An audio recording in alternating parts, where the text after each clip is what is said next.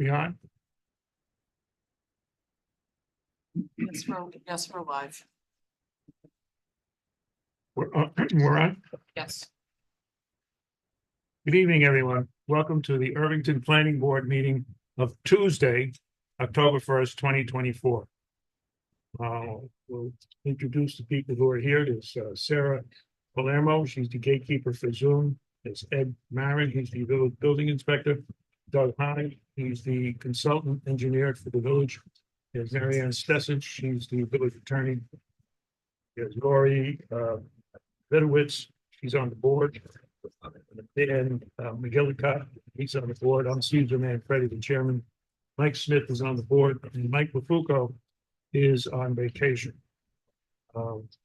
We're on Tuesday instead of Wednesday because of the Rosh Hashanah tomorrow night. So we moved that Happy New Year to Lori and Mike and to anyone else who celebrates the holiday. All right, the order for, we will not do the minutes because they were a little long and they weren't fully reviewed yet. So the September 4th minutes will be held over for the next meeting in November.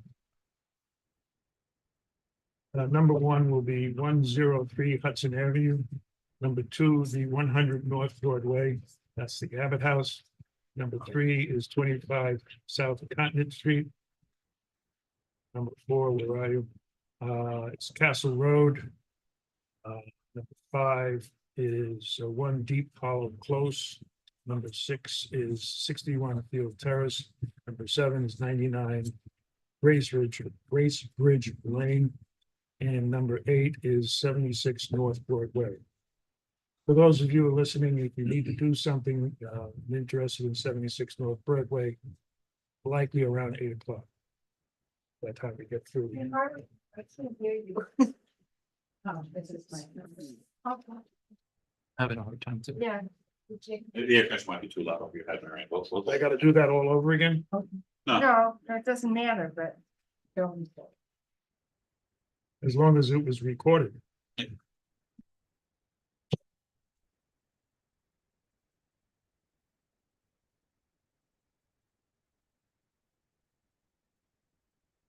Is it okay? Can you hear me now? It has to reach. Mary Ann, No, I can't even talk like that. was all that recorded? Yes. Yes. Yeah, I'm sure it got picked up on the mic. It's just in the room. We couldn't hear it. Because I could speak louder if I had to. Okay, getting back to the order. I did that, and number one is 103 Hudson Avenue. That's 2024-25. Sarah, do we have someone representing that application? Yes. Somebody's got this.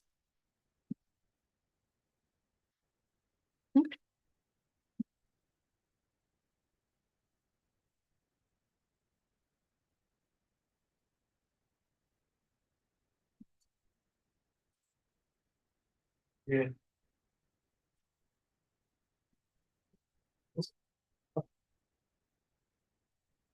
Oh, we're not. Hello, good evening, everyone. Oh, good evening.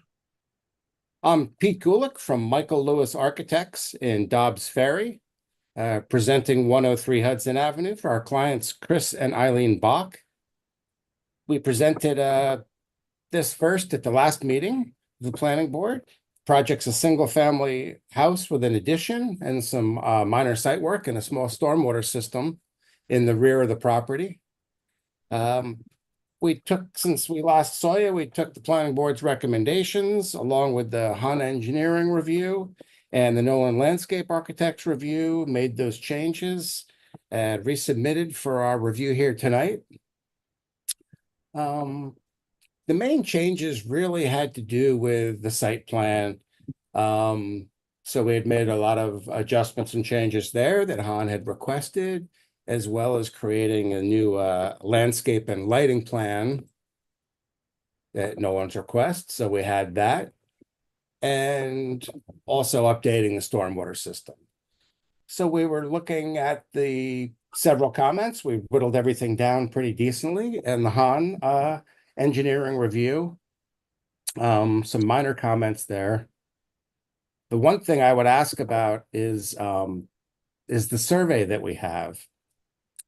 The the owners have a survey that does not have a name and address on it. It's dated. It's an accurate survey. You know, we've done the affidavit for it as part of the previous submission package. But we're wondering if that would be okay since we did the affidavit as the survey as it is has been submitted. Ed? It's okay, Okay, yeah, that's fine. fine. And there's like a That's, okay. Enough. That's good. So I think, you know, there's a few minor things in there. We'll make those changes and respond to the report. And on the Nolan landscape architect report, same thing, a few changes there that we'll make to the tree schedule and the planting schedule, as well as swapping out one of these non-native plants on the side that we had there. I thought I looked in the list, but I must have misinterpreted it. And that's the majority of the work that we had done and answer the questions on. okay, thank you. Yeah, I'm glad there's a planting plan. From when I visited, it was rather barren from any kind of growth. Any comment from the board here? No comment. Lori, I have no comment. No comments. Sarah, any comment from the public? Nobody's raising their hand to speak and there are no comments in the chat. Oh, I did have a question. He said the lighting plan, that's all dark sky compliant? It is all dark sky compliant, yeah. Okay, All downward facing fixtures, low Right. light fixtures. right, thank you. Mary Ann, you have a resolution? Yeah, whereas in September 2024, Chris and Eileen Bach applied for site development plan approval to construct an addition deck and driveway on their property at 103 Hudson Avenue. And whereas the application would have required front and side yard variances, but was amended to avoid the need for any variances. Or Han Engineering reviewed the plans and in a memorandum dated September 3rd, 2024, listed a number of issues, most of which were addressed in a subsequent submission. And Suzanne Nolan, the village's landscape consultant, reviewed the plans and made a recommendation which was satisfied in a subsequent submission. The planning board held a public hearing on the application on September 3rd and October 1st. It's type 2 action under secret, therefore requires no environmental review. Now therefore be it resolved that the planning board grants the application for site development plan approval for the improvements reflected in the drawings entitled Modifications to 103 Hudson Avenue, prepared by Michael Lewis Architects PC.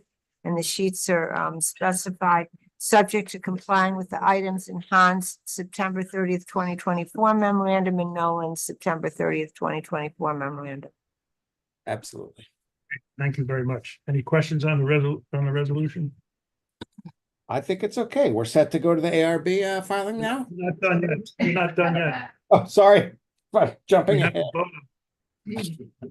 If you want to go without the vote, that's, No. I make a motion to approve the resolution. Second. All in favor? Aye. Any opposed? None opposed. Now you can go. Good luck. Thank you. Thank you. Have a good evening. I hope it's shorter than last time.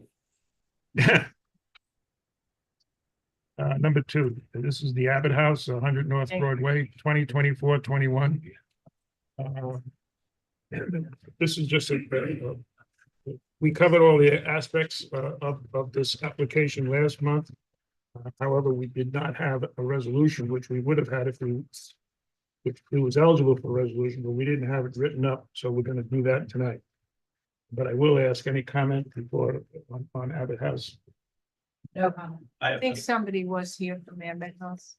Sarah? If you're here from Abbott House, could you please hit the raise hand button?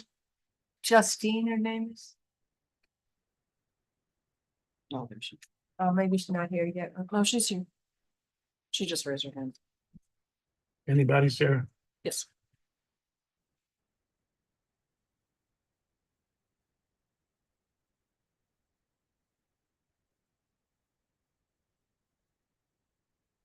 It's coming.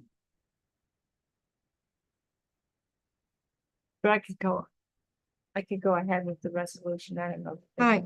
Yeah. I'm Hi. sorry. Can everybody hear me? Yes. Yeah. Hi, my name is Justine Christakis. I'm the CEO at Abbott House. Okay, thank you. we're just gonna read the resolution. You got anything to say? I hope it's. Nope. You don't really need to say anything. Okay. We have a resolution. Yeah, whereas Abbott House, located at 100 North Broadway, has been operating a home for dependent and developmentally disabled children pursuant to a special permit last granted by the planning board on March 6, 2019, for a 5-year period, which expired in March, 2024. Okay, when I get it back, I'll fix it. And whereas in July 2024, Abbott House applied to renew its special permit and to modify it by permitting it to care for and school up to 12 adults with developmental disabilities between the hours of 8 a.m. and 6 p.m. And whereas Abbott House is operated in accordance with the special permit conditions imposed by the planning board, most recently on March 6, 2019. And whereas in September 4th, 2024, the planning board conducted a public hearing on the application for renewal of the special permit. And whereas the planning board, in accordance with 224(8)(e) of the zoning code, has determined A, the use of the premises is consistent with the comprehensive plan. B, all structures are readily accessible for fire and police protection and comply with the New York State Uniform Fire Prevention and Building Code. C, the uses of such location, size, and character, that it's in harmony with the district in which it's situated and will not be detrimental to the development or use of adjacent properties. D, the location and size of the use, the nature and intensity of operations involved in or conducted in connection therewith. Its site layout and its relation to access streets is such that both pedestrian and vehicular traffic to and from the use and the assembly of persons in connection with it will not be hazardous or inconvenient to or in conflict with the normal traffic of the neighborhood. And E, adequate off-street parking is provided. And whereas the renewal is type 2 action under SEQR and therefore requires no environmental review. Now therefore be it resolved that the planning board renews a special permit for Abbott House for a 5-year period commencing October 1st, 2024, subject to the following conditions. Now, these are for the most part the same conditions as have always been on the special permit out, but I'll tell you where they differ. The existing main building on the premises shall be used solely as a home for dependent and developmentally disabled children. The school building shall be used solely as a school for dependent and developmentally disabled children, or for office facilities for the school or minor office facilities for the Abbott House. This next provision is new. The school building may also be used for the care and education of a maximum of 12 adults with developmental disabilities between the hours of 8 a.m. and 6 p.m. The second condition, the maximum number of children to be on the premises at any one time shall be 120, including any children cared for on a part-time or daycare basis and children attending school on the premises. And then this is new. The maximum number of adults with developmental disabilities shall be 12. 3, construction of any new building or structure or alteration to any existing or building structure which is subject to the village zoning code shall be subject to the approval of the planning board, and it just has the various things it has to comply with. 4, no child shall be entitled to attend the Irvington Public Schools as a matter of right. This shall not, however, preclude separate arrangements being made between the Abbott House and the Irvington School Board should they agree upon other arrangements with respect to such children. 5, Abbott House will maintain reasonable regulations and reasonable supervision designed to prevent any undue burden on the village off the premises from the activities of its children, and this is new, or the adults with developmental disabilities under its care. Abbott House will maintain a community liaison officer staff available to meet with Irvington neighbors and community officials. The 8-foot chain link fence erected along the length of the southerly side of the premises shall be maintained and screened with suitable shrubbery, maintained in healthy condition. The area to the south and east of the gymnasium and the school shall not be used for recreational purposes by Abbott House or the school and will be planted with a reasonable number of evergreen trees or shrubs. I'm almost done. There'll be no parking of vehicles along the exit drive from the southeast end of the school to Riverview Road. The traffic flow and volume to and from Abbott House onto Riverview Road shall be subject to such conditions as may be imposed by the village planning board or other village body having jurisdiction at the time the special permit shall be subject to renewal. and Abbott House shall advise the village of any other school or agency that leases or occupies the premises, including the school building. This special permit shall expire on October 1st, 2029. Thank you, Mary Ann. Any questions on the resolution? No question, no question. Anything from the CEO? No, She nodded. Anything from the public, Sarah? Nobody's raising their hand to speak and there are no comments in the chat. I make a motion to approve the resolution as read. Second. All in favor? Aye. Any opposed? None. Okay. Thank you very much. Keep Thank up the good you. work. Thank you. Thank you. Number 3, 25 South Cottonwood Street, that's 2024-19.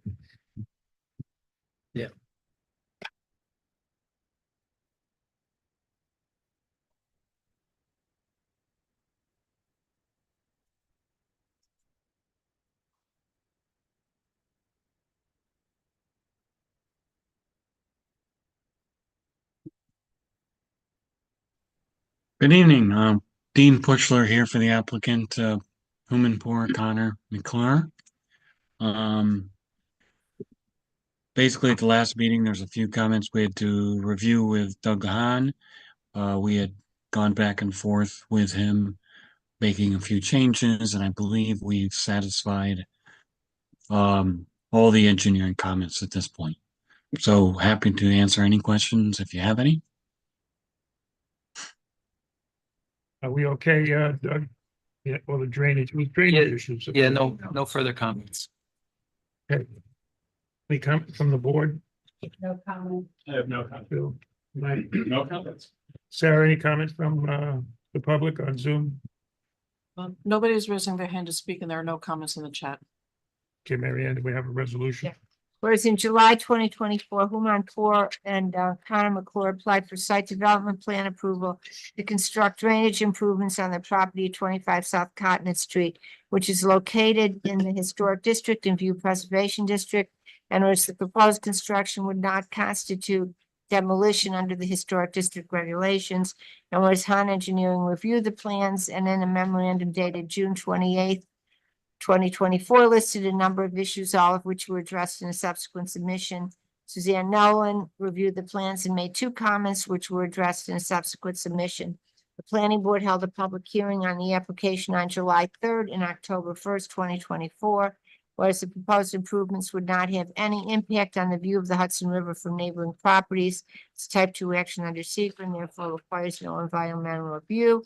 Now therefore be it resolved that the planning board grants the application for site development plan approval of the improvements reflected in the drawing entitled Poor McClure Residence Sheet L10 prepared by Dean Puchler. No conditions. Okay, thank you, Mary Ann. Make a motion to approve the resolution as said by Mary Ann. Second. All in favor? Aye. Aye. Any opposed? None opposed. Okay, thank you very much. Thank you. We leave the drainage situation on the street there. Thank you. Yep, thank you so much. All right, moving on to, before I move on, there was an item on the agenda with an asterisk. That was 15 South Ecker Street, that's 2024-24. That's not being heard tonight. If anybody's interested in that, I should have mentioned it. They didn't have the correct documentation to be on the agenda. All right, moving up on number 4, that's 2024-27, Castle Road, lot number 3.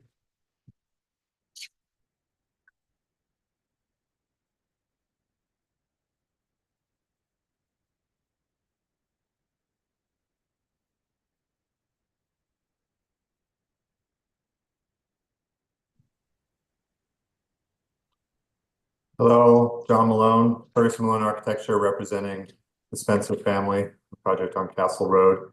I have Jim Anacarico here too, our civil engineer, if there's any specific questions. Based on the discussion we had last month, we made some changes.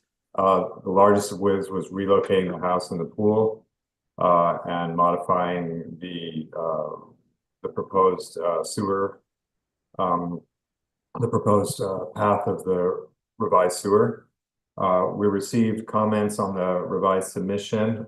All of them seem doable. The comments that we received, the first was related to, or they were in sort of categories. We have comments related to civil engineering. So this is the civil engineering plan was first delivered in with any detail in the last submission. So I think Jim and I reviewed those. Most of those are doable. We can pick that up. There was a question of a parking space located in the driveway. If you guys have a moment, I just would like to clarify where you think that is, so we can identify that correctly. And then there's discussion of the construction sequence. Jim and I reviewed this. The construction sequence, as we understand it, you want to be 3-phase, which makes sense, with SWIP and erosion control measures divided among those 3 phases, so that you can see how that all works. The swimming pool location has been revised, but we didn't provide detail for that yet. So in the next submission, we can detail the list of questions that I addressed the list of questions that you identified about the pool in the swimming pool design. There's a question about outdoor lighting. Honestly, we haven't gotten there yet with our design, but we'll try to pick that up for the next meeting. And then to go to Susan Nolan's comments, our arborist is still working on some stuff. So we pushed back on the arborist around the removal of 239. So we're working on a plan with them to see what changes we would have to make to our grading to try to keep tree 39. We sent you images of tree 39. Tree 39 was the black oak that was doing the strange arc to it that was hanging over our building area, but actually by moving the building back 10 feet, the tree is not in. I mean, the arborist still believes that eventually the tree may come down, but the risk we've determined is a little bit less. So we're trying to work to save that tree. Tree 249, everybody agrees, needs to come out. We showed you images of that. Susan Nolan has given us mitigation for that tree. So in addition to what was required in the conservation easement, the removal of that additional tree, which was indicated to stay, but doesn't make sense to stay according to arborist review, and would require additional tree planting. So we'll add additional canopy trees to replace that. And then there were other revisions to the conservation easement planting that Suzanne suggested, and we can pick those up and make those revisions.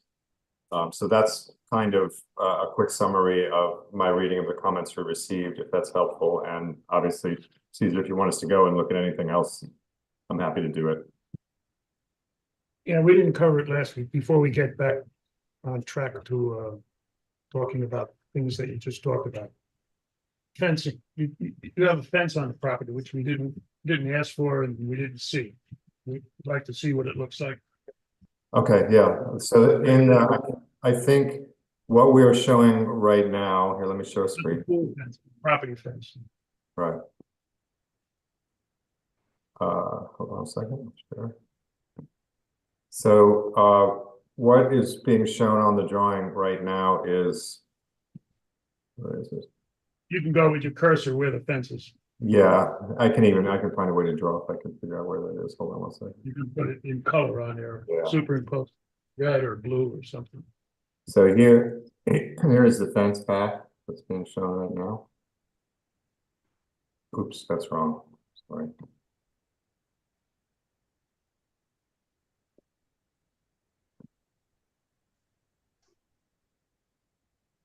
And I think this is similar to what was on the first submission, but it has been modified because the building and the footprint of everything has moved back. So that's the permanent fence location. This here is a temporary fence for the conservation easement during construction. And that would be chain link, correct? That's chain link, yeah. And then we also have a temporary fence indicated here to keep construction activity out of this area. Out of this area. Could you show us what the permanent fence looks like? Okay, the permanent fence, put this clear.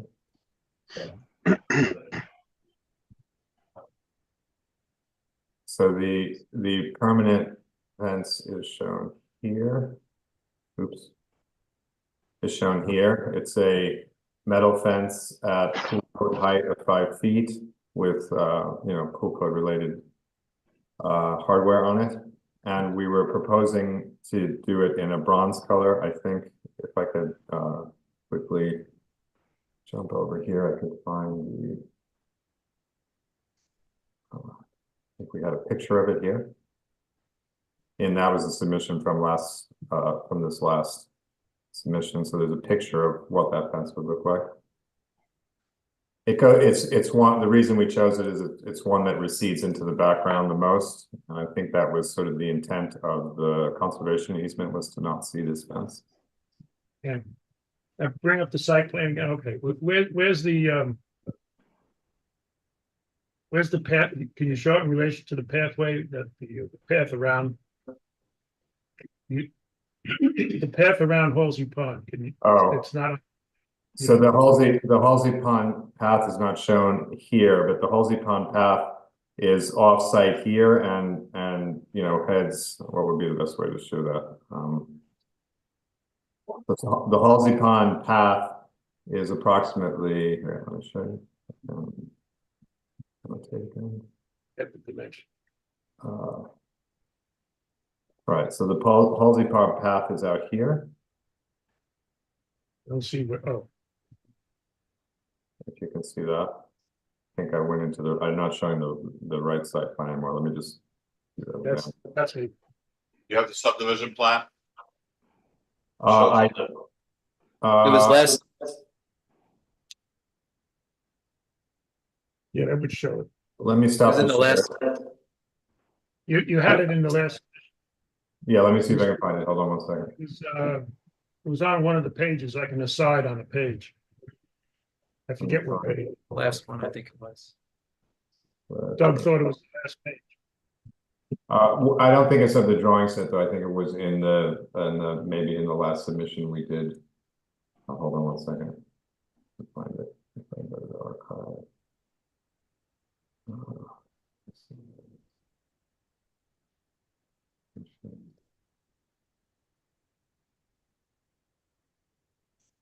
I think that's it. Doug, is this the drawing you're thinking of? We don't see it. Oh, because I stopped sharing. It would be hard for you to see it without me sharing it. There we go. Doug, does that, that's the one. So in this one, the path continues, in this area here. I'm not seeing where you're saying here. It's Oh, yellow. I see it. Okay, now I see it. Yeah, it goes away from the stone wall. Yeah. Yeah, there's a monument on that corner. Right. And Okay.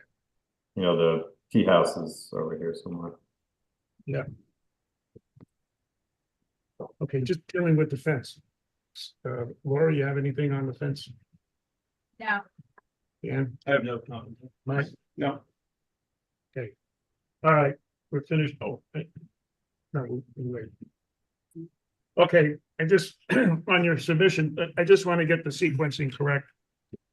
The plantings in the conservation zone have to be done first.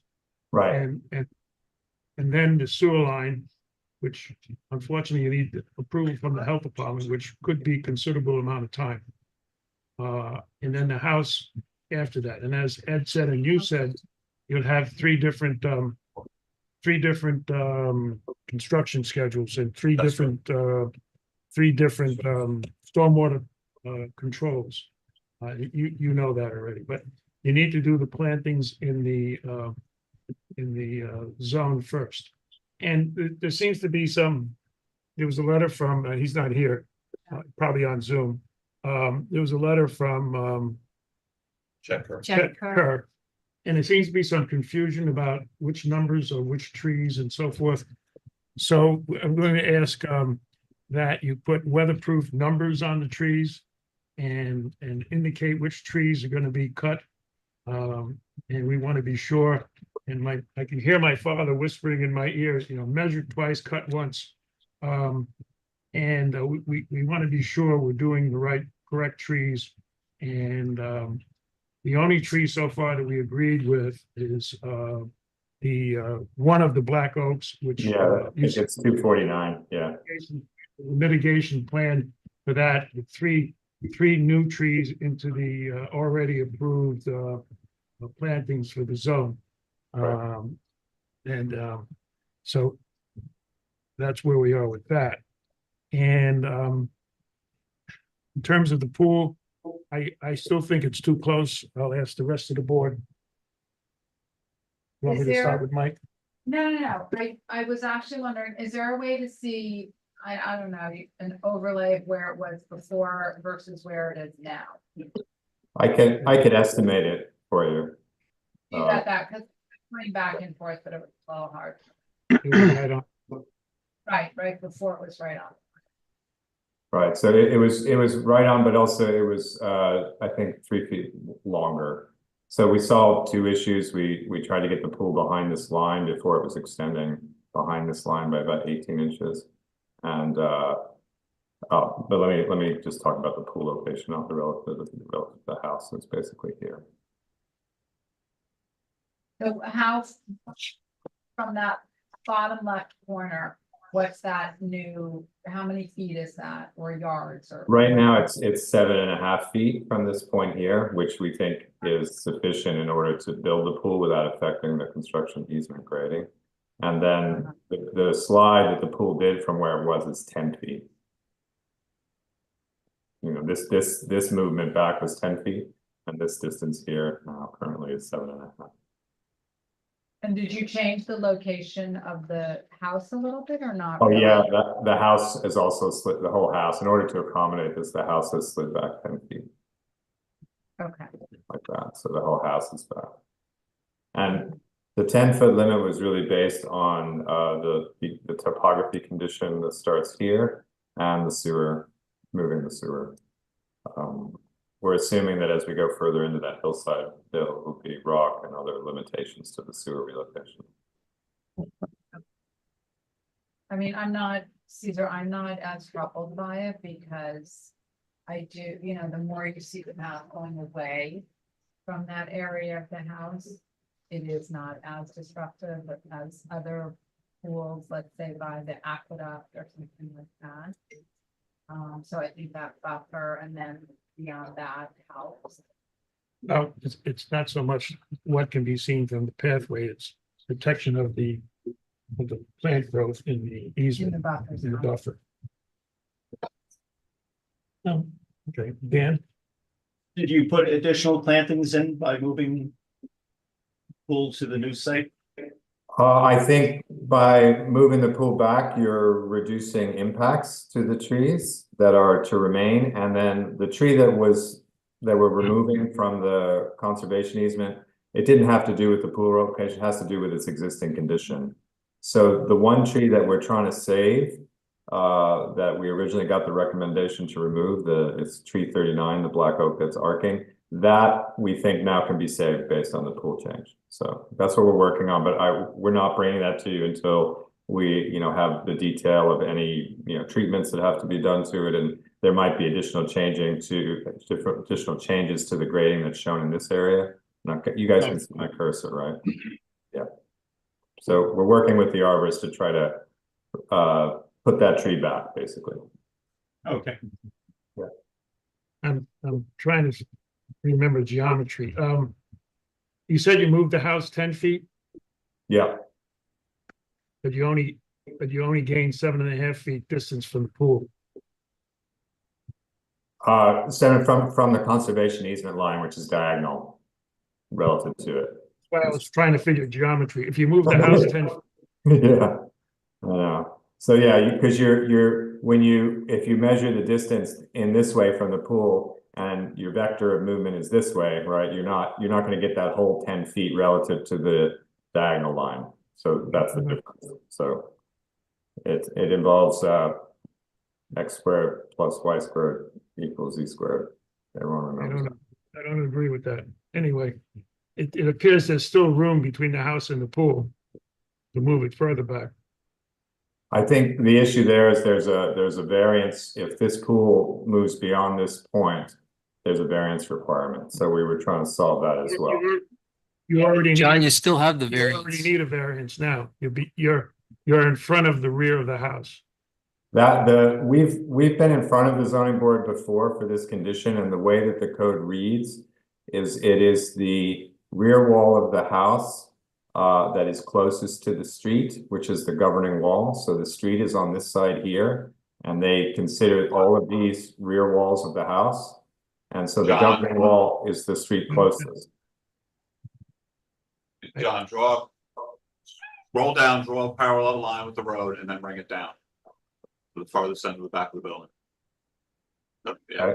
There's the, and just bring it down to the back, furthest corner back. you mean just move this down this direction? Yeah. You'll see that. Yeah. So the back line of the house, to the back line of the house. Says to the back line of the house. Yeah. So you're in it. No, but I think all I'm saying is we've been in front of the zoning board before with this, and the understanding that the zoning board has based on other projects that we have, it's actually this wall that drives it, not this wall. This is the wall that's furthest. The rear wall of the house that's furthest from the street is this wall. The rear wall of the house that's closest to the street, which is how the code reads, is this wall. So this is the governing wall. Talk about it tomorrow. Okay, we've done it. I can show you the project that they looked at it. No, I just, that's not what it says. If Ed is correct, It says main wall, I think. yeah, John. if Ed is correct, then you can move the pool because you still need a variance. Right. No, I got you. Mike, I didn't get you. It says main. Well, if You'd have to do is. what is the reason for the location of the pool where it is now? Why is that more advantageous than putting it someplace else on the property? This location on the property is the furthest away from the path. I mean, it has to be in the back of the building by code. It's not supposed to be in the front of the building. There aren't a lot of good relationships to living space on the front side of the building. The street side of the building it has a big garage and has other things. So we wouldn't want to use the front side for the pool because we want relationships to living space and outdoor space. So I think last time we had talked about this location here. This is actually closer to the path and doesn't really make sense. So this is what we prefer. And it works better with a lower level of the house. So if there are advantages and disadvantages to being closer to the path, so what are the disadvantages that you see? Well, the location here has a lot of disadvantages for us because the pool is covered a lot of the year, right? So we don't want the main living space of the house to be looking at a pool cover. This pool is at the same level as the lower level, and there's sort of a family room, playroom down at this level at the lower level. So both the primary bedroom suite and stuff looks over that pool, and during the winter time you wouldn't see that pool. The other benefit here is that if you put the pool in this area, your activity is in the face of the people on the pond and vice versa, right? Like there wants to be some level of privacy at the pool so you don't feel like you're on the public path. So this being lower and set back like this and being protected by the more forested area, there's much more width of forest from the pond to this than there is here, it would be limited basically by the conservation buffer limit. So, Doug, does there need to be a fence around the pool or not because of the fencing along the buffer? Well, if it's all enclosed in the buffer counts. In this case. Yeah. It counts in this case. So it doesn't need its own fencing? No. I have no further questions. I'm going to reserve opinion on the location until you and Ed or Ed prevails. And I'm pretty comfortable with my decision. the bigger rear of the house is, so you already need a variance. And if Ed is correct, then you can move the pool further. Where the hell is north? I think north. I don't see your north south, but I think it's north. you can move the pool further up and not worry about what you thought was a variance because you're already in a variance. Is that correct? Yeah, we can look at that. I think everyone should just be aware that there are also potential tree impacts to trees we're trying to save over here. So, but I think there's probably the same impacts whether we slide it back. If we slide it directly back, there's probably similar impact. So yeah, we can, if there's no variance involved, I understand the logic of that. We can definitely look at that. There would be changes in this area here. We're trying to avoid big retaining walls that are visible. So there's a sloped area here that's a planting area that softens this change in grade. If you move the pool back and you wanted to have space around the pool, it may be difficult to do this without a big retaining wall. And a larger retaining wall with more height has, potentially more tree impacts. But yeah, we can certainly look at it. So we'll take a look at it. What's the total length of the pool, and did you say you took a couple feet off of it or no? I think it was 32 or 30, and now it's 28, the length. And what's the average length of a pool? Well, a standard backyard pool is 20 by 40. We typically don't do that in Irvington. We've done pool, probably the smallest end to end that we've done recent. Oh no, we did one weird one. And the more typical ones I would say would be like 32. So this is a little on the small side. Thank you. All right. Caesar, you should probably also, realize that the conservation easement does drop off from the edge of the pool to the west. So I think the impacts are lessened by the pool being there because it does drop off as you go to the west. I'm going to sharpen my pencil and check with you move 10 feet, but you only got 7.5. So I'm trying to work that out. I can't do it in my head. I think the 10 is the hypotenuse triangle. Yeah, this is the detail here. So 10 is the hypotenuse, 7.5 is one of the legs of the triangle, and 5 is that. So that's how you get that. A squared equals. Yeah. So this A squared B squared equals C squared. In this case, we could solve for B. That would be fun. It's only been 60 years ago, but I do remember it. Okay. You do know you spoke to Suzanne. There's a separate planting plan for the trees that are coming down for the house. And again, she has some comments with that, and you need to pay attention to that for the next time. Yeah. She had some questions on it. And again, the tree numbering can be confusing. And explained to me that you had one arborist who had one set of numbers, and another one came in with another set of numbers, and then you tried to reconcile the two sets of numbers into one set of numbers. And like I said, if you could put weather-resistant numbers tags on the trees, and so that we all know which trees are which, and then Suzanne will come out and we'll look at, and she'll be able to physically look at the other black oak, and then we'll confirm exactly which numbers that are tagged on the tree might be eligible to come down. And the other reason for doing that is down the road when the house actually gets constructed and things start to, and when the work is done on the easement, the building inspector can readily see the numbers on the trees so that it's not guesswork as to which trees are being saved. We've had trouble with properties where confusion reigns, and this is too close to the pond to have confusion and cut the wrong tree down. Right. Once it's, you can't put it back in. We have right now, all the trees are tagged with a new metal tag, an embossed metal tag that's been screwed on, and they're all using the current assessment number. And those trees also have an old tag, which the current tag is blue, the old tag is orange. The old tag, in most cases, the current arborist used a tool to scrape out that number so there wouldn't be any confusion. The reason we maintain the old numbers, which are the primary numbers, like in here, there's a 245 And then it says in parentheses 197, the first number, the 245, was what was indicated in the subdivision. So we didn't want to throw those numbers away because there are certain requirements and stuff shown in the subdivision based on those other numbers.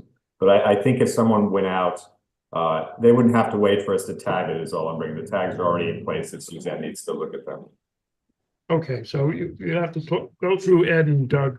And because there's another property that Suzanne's gonna come out and take a look at.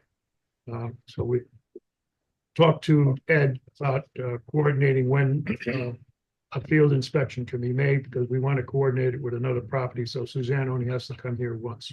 Sounds good. And also the house footprint is mapped out now. So, but I would, if you guys are coming out, I want to check and make sure nobody pulled anything out. So yeah, we'll coordinate it. So Okay. My last quick question, Cesar, before you leave me, is just the area, or Ed, I can do it offline with you. The area that's a parking spot in the driveway. Zoom into the parking driveway.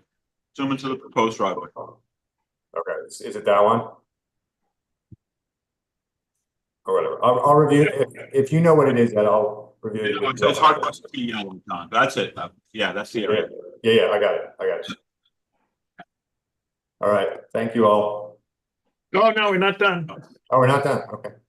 No. These are minor details, but they became major. If you remember some other property, where's the electric service going to be? You need to show us. Oh, I thought I put it on the street. Yeah, we showed it on our site plan. Yeah, it's on, let me do the right correct share. On the curb, right, John? Yeah, right on the curb.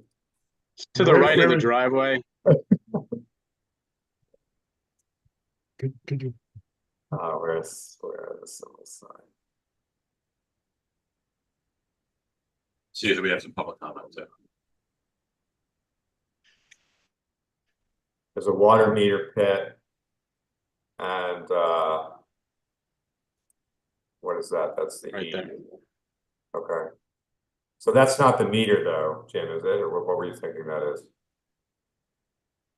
Because we got That's the water in meter house. pit up That's there. Meter's gonna be in that water meter pit. Oh, okay. That And this is water, that water service is already in. That was part of the water main installation. So there's All right, so this would be the property line box. We'll provide more detail and show you where the meter is and where the property line box is. So that's what I would assume. The property line box will be here and then we'll meter at the house. we don't want a situation develop as in the past. Talking about And that. lastly, so you don't have to come back if you decide to put a construction trailer. If you are gonna put one, or if you think you might put one, you need to show us where it is, because if you start construction, oh, we need a trail, then you have to come back to find out where you're gonna put it. You gotta come back to the planning board to get approval for a trailer. So if you are gonna use a trailer, tell us now and where it's gonna go. Okay? That's for Jim. He's gonna tell us where it goes. I didn't hear you.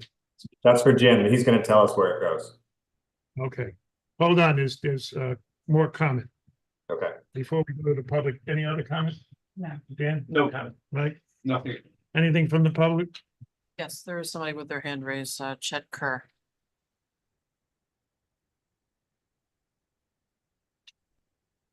Hi, can you hear me? Hold on, Chet. I just thought Okay. of another. There was a question of one of the trees you proposed to cut down was on village property. I assume you're not gonna cut down a village tree anymore? Yeah, it's actually on Downingwood, or it's on the condo property. That triangle is actually not village property, but yes, no, we're not cutting it down. It's we can't do that. We shouldn't be showing that anyway, so we took it off. Correct that, please. All Yeah, right, Chet, sorry to interrupt you. Go ahead. Okay, just a couple quick things. I sent a letter in I yesterday. I interrupted apologize. your introduction. Chet, Oh, I I'm- interrupted you. You have to introduce yourself. I apologize. I'm Chet Kerr. I'm the chair of the Greater Irvington Land Trust. And I sent a letter in yesterday. I apologize for its late arrival to you guys, but I was very tied up in other things. So I just have a couple points. I think the letter speaks for itself. I just want to say first, how pleased I am that John is doing what he's doing, because I think what he's doing is really smart and thoughtful and doing a great job. But I had three things in the letter. I think I'm on the same page John is as to the trees. I think the numbering is screwed up. I tried to clarify it in my letter. John is right that the trees have these different tags on them. So just as long as the trees are properly identified with the numbers, I think it'll be good. The second thing is the applicant has submitted a planting plan that I think, kind of follows the recommendations that were in the conceptual landscaping plan. One of the things that I have just a suggestion that some of the plants, the mitigating plants I put in, not the same mix is fine, but maybe just a different size, just to ensure that if there's younger, smaller plants, that they're going to not survive deer browsing and whatever. And I can provide my specific comments directly to John, but I just wanted to make that point. And then the third point is that given the fact that with the sewer modification and the change in location of the primary building area and the secondary building area, which is the board can approve under the resolution from 2 years ago, in my letter, I suggested the board should consider whether creating a gap between the conservation buffer and the southwest side of the secondary building area. With the movement of the pool, there is now a 7.5-foot gap there. And I don't believe there's anything in the plan suggesting there's going to be any accessories adjacent to the conservation buffer. But if there's not a setback there, as there is in parcels 1 and 2, that won't stop somebody coming back in the future and wanting to build some accessory right abutting to the conservation easement. And the whole idea of the conservation easement, as the planning board knows, is to protect the Halsey Pond, which is just to the south. And so, again, because they have been able to move the house and move the pool, I think there's now room for that. So I would like the board to at least consider that as a condition of moving the primary and secondary building areas. That's all I have to say. Thank you very much. Before you go, I did read your letter, and I'm sorry I didn't mention that I read it. And I called Susan Nolan about the size of trees, and she didn't agree with you. She thought the bigger trees would have bigger lumps and harder to dig because there's rocks in existing roots, and be much more difficult to plant larger trees in the rocky area. So she felt that the smaller trees are appropriate, and but we'll certainly look at it, and you have a valuable comment, and Susan feels that given the nature of the terrain, that I think she said, was it 5 gallon? I know the tree ball is measured by gallons, and I think it was I don't want to say 5 gallon, but the ones that are designated are more appropriate for the type of soils one might encounter. And I think we're all in agreement of taking out the maples to make room for the selected shrubs and trees. And they're invasive, and I think, John, if there's, I guess you have them marked too, the ones that are coming down. We do. Let me get through this meeting at the end of the week with the arborist, and if there are any changes to proposed removals, I'll make the change on site before anybody goes out there. And just to give full consideration to what Chet Kerr mentioned, look at the soils, and Suzanne will get it first. I don't know if she's been out there to physically walk on the property, right, to see if it's appropriate to stay with the current size, or maybe certain locations slightly bigger. Right.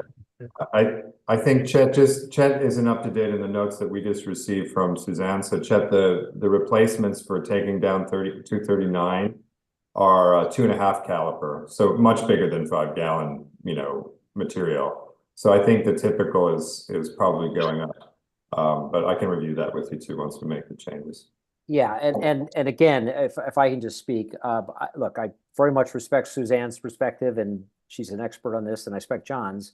I would like to, I'd love to see Suzanne's new comments, John, if you can send them to me, and I'm trying to be constructive here and help, but I am concerned about ensuring that there's proper mitigation of the loss of trees that are being taken down, and that the trees are being put in aren't, quickly overwhelmed by deer pressure. And if having 2.5 caliper will, I think, avoid that, maybe that'll solve the problem. Also, Chet, another note, again, you haven't heard it, so these are totally reasonable comments you're giving, but Suzanne gave us a note about deer protection for the conservation easement. So we're going to talk to her about what that means and how long that protection would be, because I think, we'll have to find a solution for that, just to make sure even the smaller stuff survives, because we want everything to survive. Okay, and that's great, and that hopefully that'll alleviate my concerns in that area. So thank you very much. Now, your concerns is for the trees is the same as ours, so, okay, thank you very much. Any other comment from the public on this application? Nobody else is raising their hand to speak. Okay. Comments in the Any chat. other comment after the tree conversation? No. And we'll discuss the other object at the end of this meeting. Okay, we're done with that. Moving right along. Now on number 5, 2024-15, 1 Deep Hollow Close.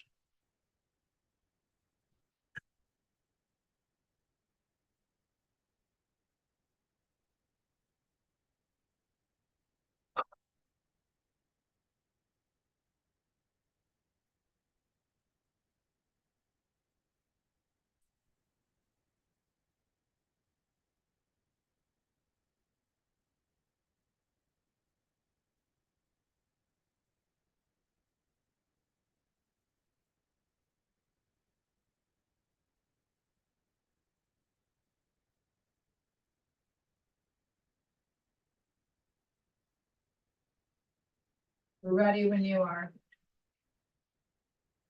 Yep, you're muted. You're muted, Bill. Can't hear you. You're still muted.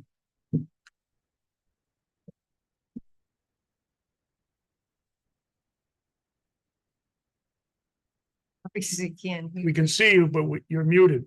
And if you're sharing a screen, we don't see anything.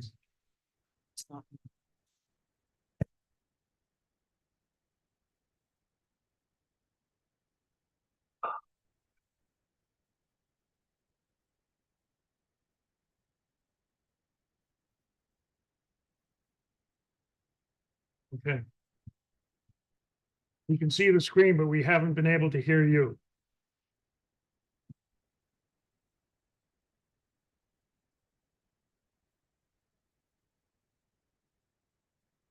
Bill, we can't hear you. I don't think he can hear you either. I don't know. It doesn't. No, I don't think he can hear us. Because he keeps talking like. So he'll pass the mic. Well, we may not, let me explain what's going on. So we can possibly don't need to deal with that we can't hear you. Ed, did you? I spoke with Bill earlier today, and he's aware that. Well, let me go through, yeah. Did you, Aware of our talk. the only thing that's, is the coverage was all straightened out? All right, so you're putting a new bedroom on, which would add new sewage quantity. So you'd have to go to the health department to get approval for a new septic system. Now, for me, when I remember, you had a problem with the drainage system being too close to the existing septic tank, leach field. And you had to move the drainage. Now you're gonna have to move it even further because the leach field might get bigger. And then it'll create, you know, a space problem for it. But that's down the road. You need to square it away with the health department. And the coverage needs a variance, correct? All right, so you need to go to the ZBA for the variance. We're okay with you going to the ZBA to get the variance. Then after you get the variance, you go to the health department to get the approval on the septic system. And then you come back to us, so we can look at the new arrangement of the drainage and the new leach field if one is necessary. Got all that?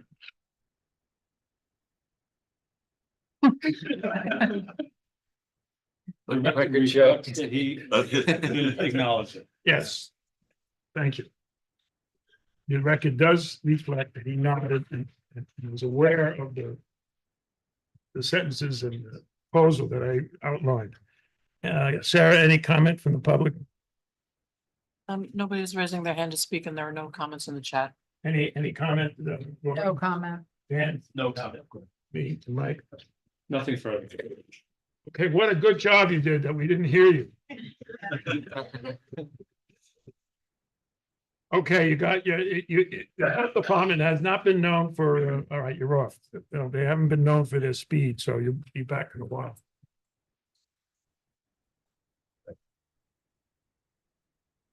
That was number 5. Number 6. 61 Field Terrace. 61 Field Terrace, 2024-03.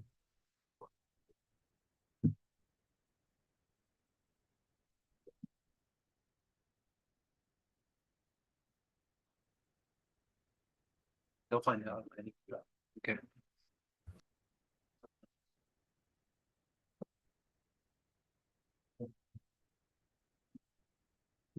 No, we're not hearing you. Oh, Could just be, He's definitely. no, he has some. I got you. Thank you. for a second there, I thought it was out. No, that was me. Mike Jacobs with Jacobs Chang Architecture. I am back again with a modification to an approved site plan for 61 Field Terrace. We were here over the past few months, got an approval in August, as you probably recall. But it's really since the time that the owners sort of filed the project, they started living in the house and we're hoping to make a few adjustments to the site plan. If I can share a screen, I'd be happy to just walk you through it. Okay. Yep.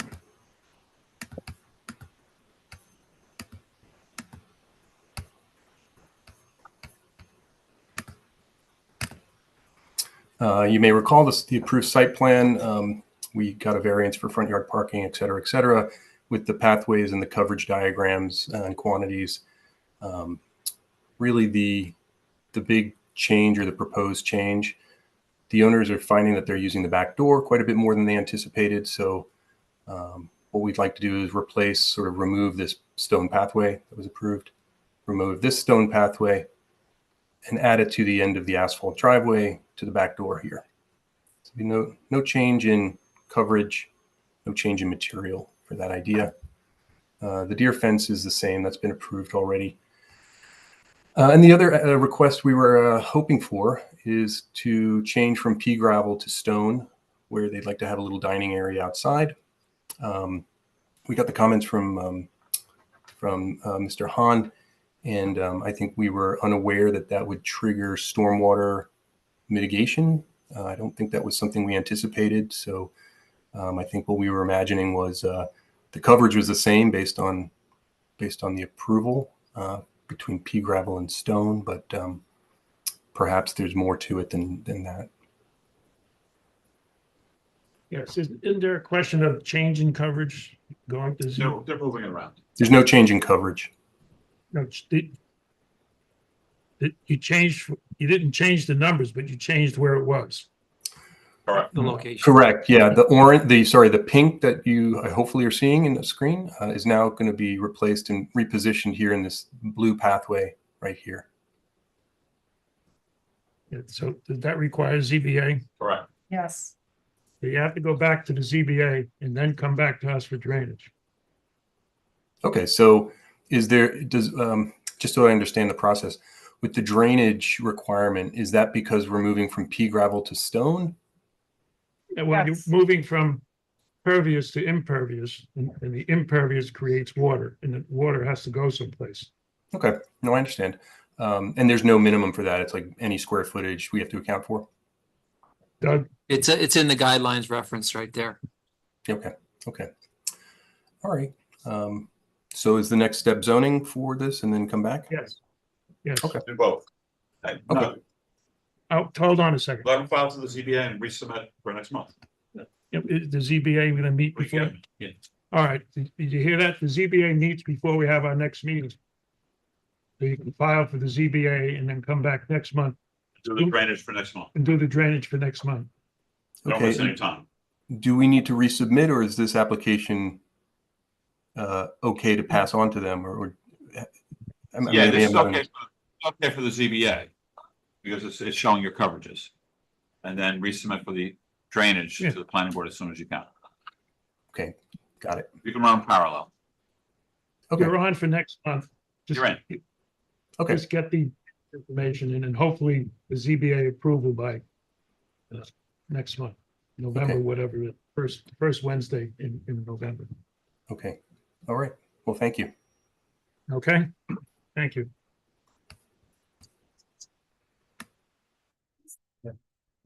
Number 7, 99 Grace Bridge Lane, that's 2018-14.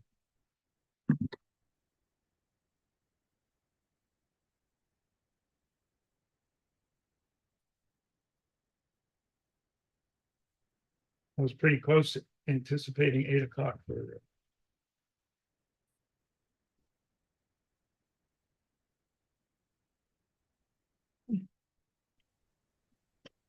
John Malone, First and Malone Architecture, representing the Calvin Fieri family. So we made some changes based on questions that we had at the last meeting, and we received the comment yesterday, and it seems like the majority of the comments relate to additional calculation requirements for the swale and new proposed level spreader on the north of the house. So I don't have Hudson Shea at Hudson Engineers with me tonight, but they all look like stuff that should be easily picked up, or certainly understandable comments. And I assume he would touch base with Doug if he doesn't understand any of them, right, Doug?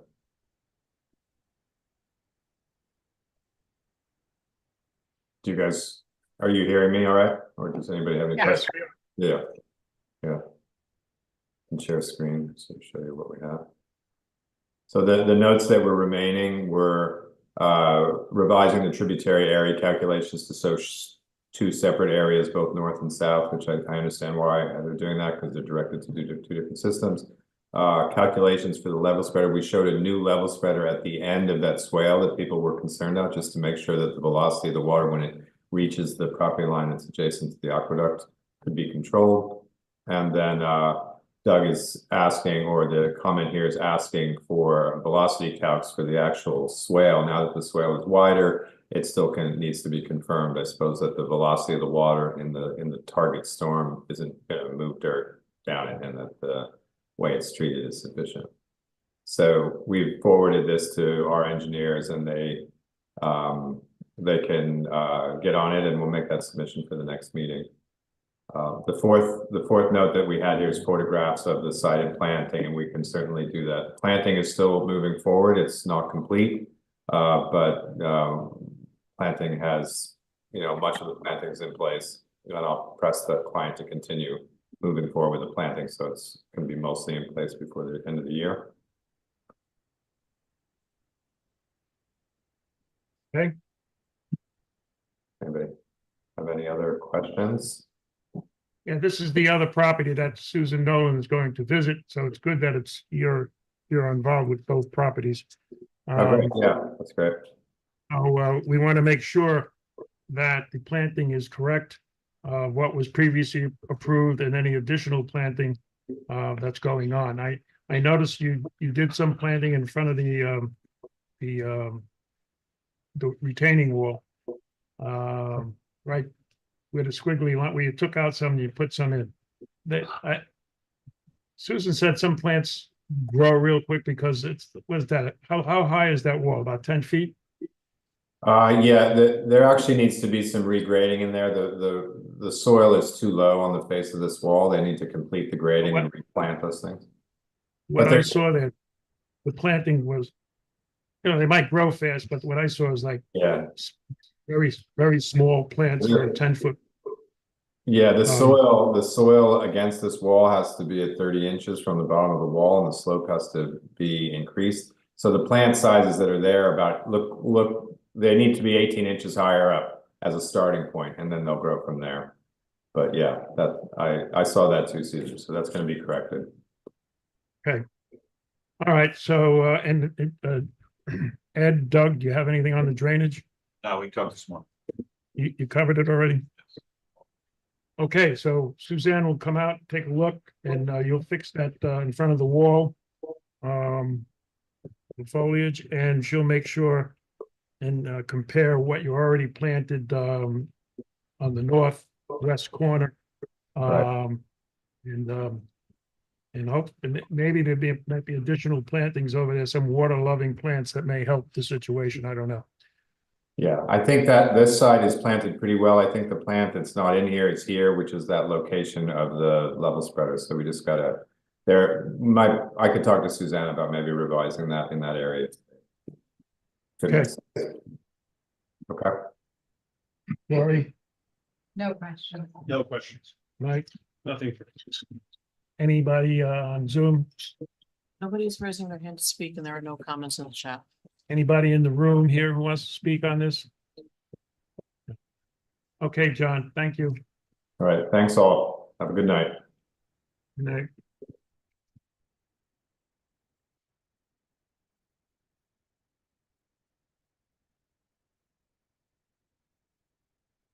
Caesar. No, Elaine is here from AKRF. Okay. Thank you. All right, the next project is 76 North Broadway, the Maxon property, 2024-18.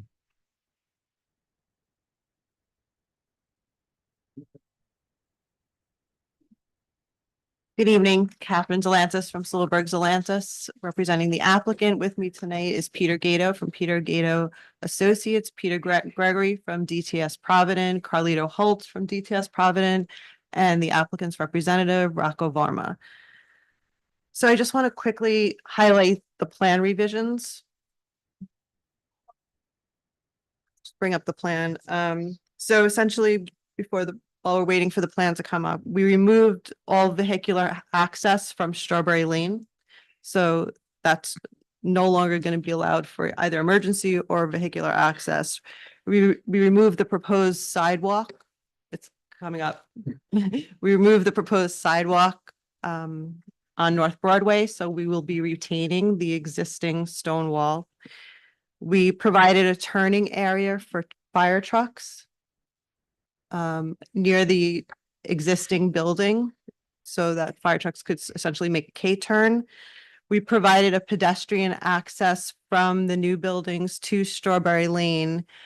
And the reason that we did that is that makes the best sense from a planning perspective to direct pedestrian access onto Strawberry Lane. We didn't think it made any sense if we weren't going to have the existing the new sidewalk to direct pedestrians towards that very narrow grassy area between the street and the stone wall, because that's really not a sufficient area to walk.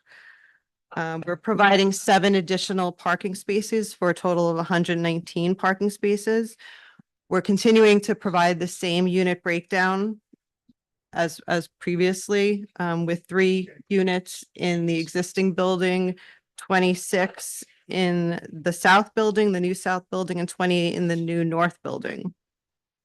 We intend to use the coverage and FAR bonus for this 5 moderate income units, and we also intend to seek from the BOT the coverage and FAR public benefit bonus that requires approval from the BOT. So in this regard, we're providing a neighborhood amenity, sort of a walking amenity.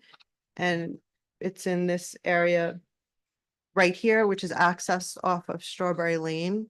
And it's not simply that area where we're contemplating that the area, the public access would be that entire grassy area there. And there's even opportunity to extend the access into the middle of the site. And we're not proposing to fence in the area, but to provide landscaping to distinguish the area from the other areas of the site, which we'll develop in a subsequent landscaping plan that we will be submitting to the board. And before I turn over the presentation to our project architect to go into more detail, I just wanted to address coverage because that is a threshold issue, and it's important to have that context to understand the proposed public benefit that we're proposing on this plan. So in this plan, Barmer Development methodically and thoroughly analyzed keeping the existing house. But this comes at a cost. To retain the existing house, you are automatically, right off the bat, giving up 5 to 6% of coverage. And that's before you lay one brick of new development on the site. And if I could just show you the other plan.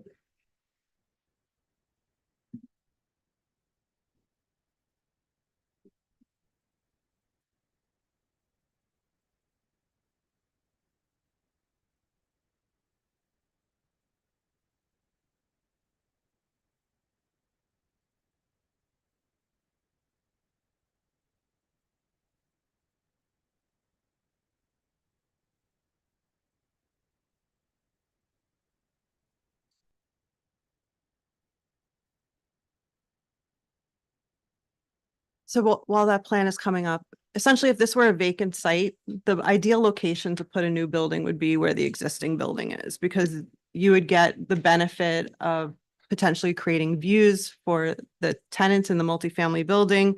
You wouldn't have the significant construction costs of creating access to the existing building, which, as you know, is at the far end of the site. So this plan just isolates the coverage associated with keeping the existing building. And if you look at the bottom, that's 13,795 square feet of coverage. That includes both the building and, of course, the access to the building. Now, under your code, as you know, you get a benefit or an exclusion for the adaptive reuse of the existing building, but it's limited to only a 5% exclusion.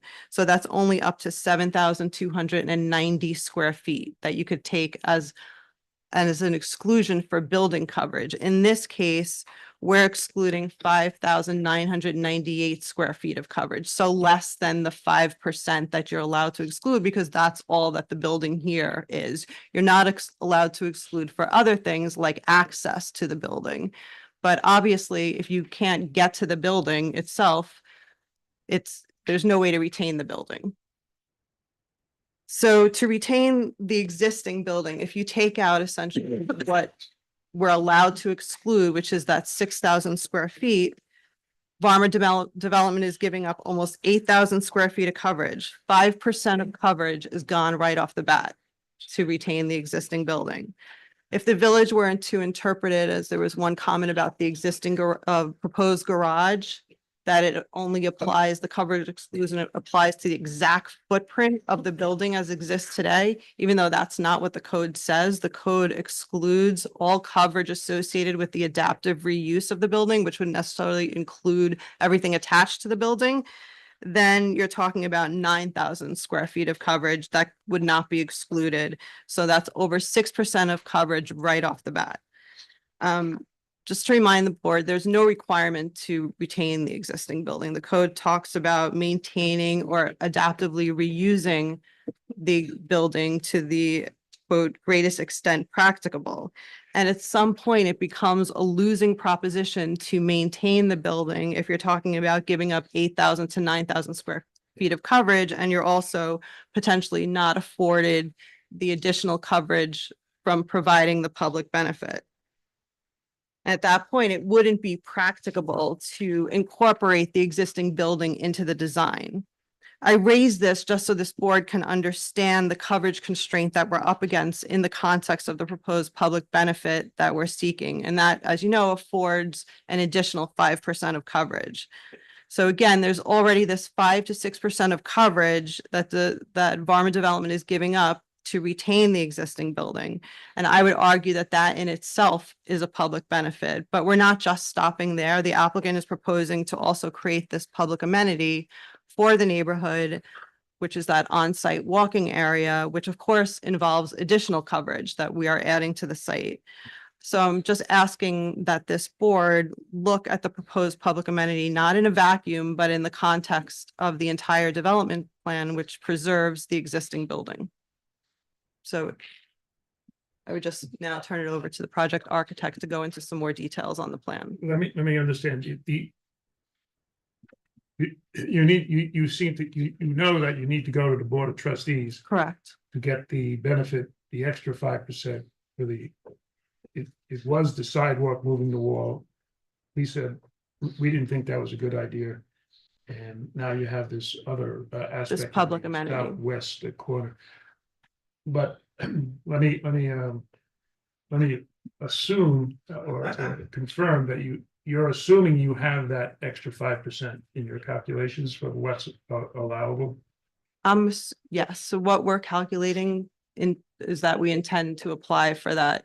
So- It includes the 40%. And we already have several questions on the existing coverage, excluding the 5% and things that are left out. So you'll need to work that out. Right, so we do believe, and Peter Gregory can address that in greater detail. We believe we've addressed everything so that the coverage at the 40% is compliant. I hate to go off on this thing when we have the major issue is traffic, but since you started it, does anybody, what's your feeling of what they propose? Public benefit versus the 5% gain of what it was unanimous that we didn't agree with moving the wall through the sidewalk to Right. nowhere. Right. And now they're coming up with the southwest corner proposal. If you would reserve opinion, that's fine. And we could show more detail on That's what okay. we're thinking about. Let's get a first cut. I'm making two arguments for the public. No, let me ask you a question about the existing building. You're making this big deal that you're keeping the existing building, and because you're keeping it, you're losing the opportunity to have additional coverage. Are you keeping it because you think in public opinion, that's what is more favorable? Look, if the developer had our way, we would get rid of the building because we feel like we could make if this was a vacant site, it's preferable to get rid of the building and put the building in the prime location and not have any coverage issues. If we had 8,000 to 9,000 square feet of coverage, we could create walking trails. We could do lots of things to this site that we cannot do because we're otherwise constrained, because we need to incorporate the access to the existing building, which is 8,000 to 9,000 square feet of coverage. You're restrained because you think that the preference on the village and the public side is for you to keep the existing building. That's what we understood, that was the preference, to keep the existing building. If that's no longer the preference, we could come in at the next meeting with a completely different plan that I think would be a potentially better plan. It doesn't retain the existing building. And my client can speak to that. Yeah. But that was, we're trying. Sure, I understand. But it does come at a cost, and the cost is, yes, there is an allowance for the building coverage itself, but it's a very limited allowance when you actually look at the layout of that building on the site, which is at the far end, and you have to talk about the construction costs to just get to that building, creating this very vast access way, but all the coverage associated with that we can't put into new development because. Right. So really the argument for the public benefit is, we're retaining this existing building. That's number one public benefit. But aside from that, we're also proposing this public amenity. Right, okay. I mean, I guess my feelings, Caesar, is I will be interested to hear from the public because I don't know that they will agree that that is such a wonderful amenity. Um, compared to how they've been using the site right now. So I don't, yeah, that's my feeling. Well, what we heard from the public is that they have enjoyed the site. Yeah. You know, that they do As walk is. around the site. So, that's the thought process was this would actually give lawful access to the public, not trespassing access. Right. And the public can then go on site, walk in the grassy area. There'd be the opportunity to extend it into other areas of the site, but this is actual lawful access. I that have another question then. What, isn't there some type of proposal to have some retail space as well as the school or? No, Okay. not at all. I thought initially there had been talk. No, about there was not. having some retail space. Mary Ann, in terms of the existing building, in the rezoning, is there any mention of existing buildings? Well, only to, I guess, encourage you to keep it up by by not including it in coverage. It says it right here. so- And then if there's also something, I think, okay, Mike has a section up there. I can't see that. And the special permit requirements, like this is what Mr. Smith may be referring to, says to retain the existing building to the maximum extent practicable. That's the language that the code uses, the maximum extent practicable. Buildings that have some historical character of the village. But it becomes, again, a losing proposition if you're going into a potential losing proposition, if you're going into a development with already 5 to 6% coverage in the whole. So what it says, as let me just, so everyone, that the purpose of the. Mike Smith, could you read that, please? The purpose of the multifamily office district is to ensure that any future development of the large lots on the east side of Broadway, north of Strawberry Lane, and south of the MF district maintains the scenic character of Broadway, a prominent gateway to the village, reflects the current and historic uses of these properties, encourages the preservation of historic structures, and promotes a diversity of housing in the village. So it specifically says encourages the preservation of historic structures. Right, so this isn't a landmarked building in any way. I don't, I'm not the one who drafted it. Mhm. It's for the Board of Trustees to decide, I would imagine. But I'm just looking at it and it's an interesting argument that you're making that by keeping the historic building, you're conveying a public benefit in and of itself. And I'm But not. again, and but I'm- again, that argument on public benefit would have to be made to the trustees and adopted by the trustees in order to get the extra 5%. So we intend to appear before the trustees. Okay. And We will likely have another council meeting after the public meeting and we But have, Caesar, in reference to the trustees, they'll have to act before we can act, is that correct? Yeah, Well, it's on the we agenda, can it's discuss it. on the agenda for this Monday's meeting, we can offer. so it'll be before your votes to next the meeting. trustees. That's it. But tonight, there may be other things. I know one of my comments is going to be, where you probably will be adding coverage, so. And we do have a little bit of coverage left to play with, provided we get the public benefit. Well, I'm not excited about the southwest corner thing, as long as we're talking. coverage. And we're not wedded to that location either. I mean, we're trying to develop a concept of public access to the site. So we could certainly, if the board has other suggestions about a better location for public access. Well, the way you have the sidewalk coming out to Strawberry, that people have to walk down Strawberry Road. And So we our, think the sidewalk parallel to Strawberry, so nobody has to walk on the road.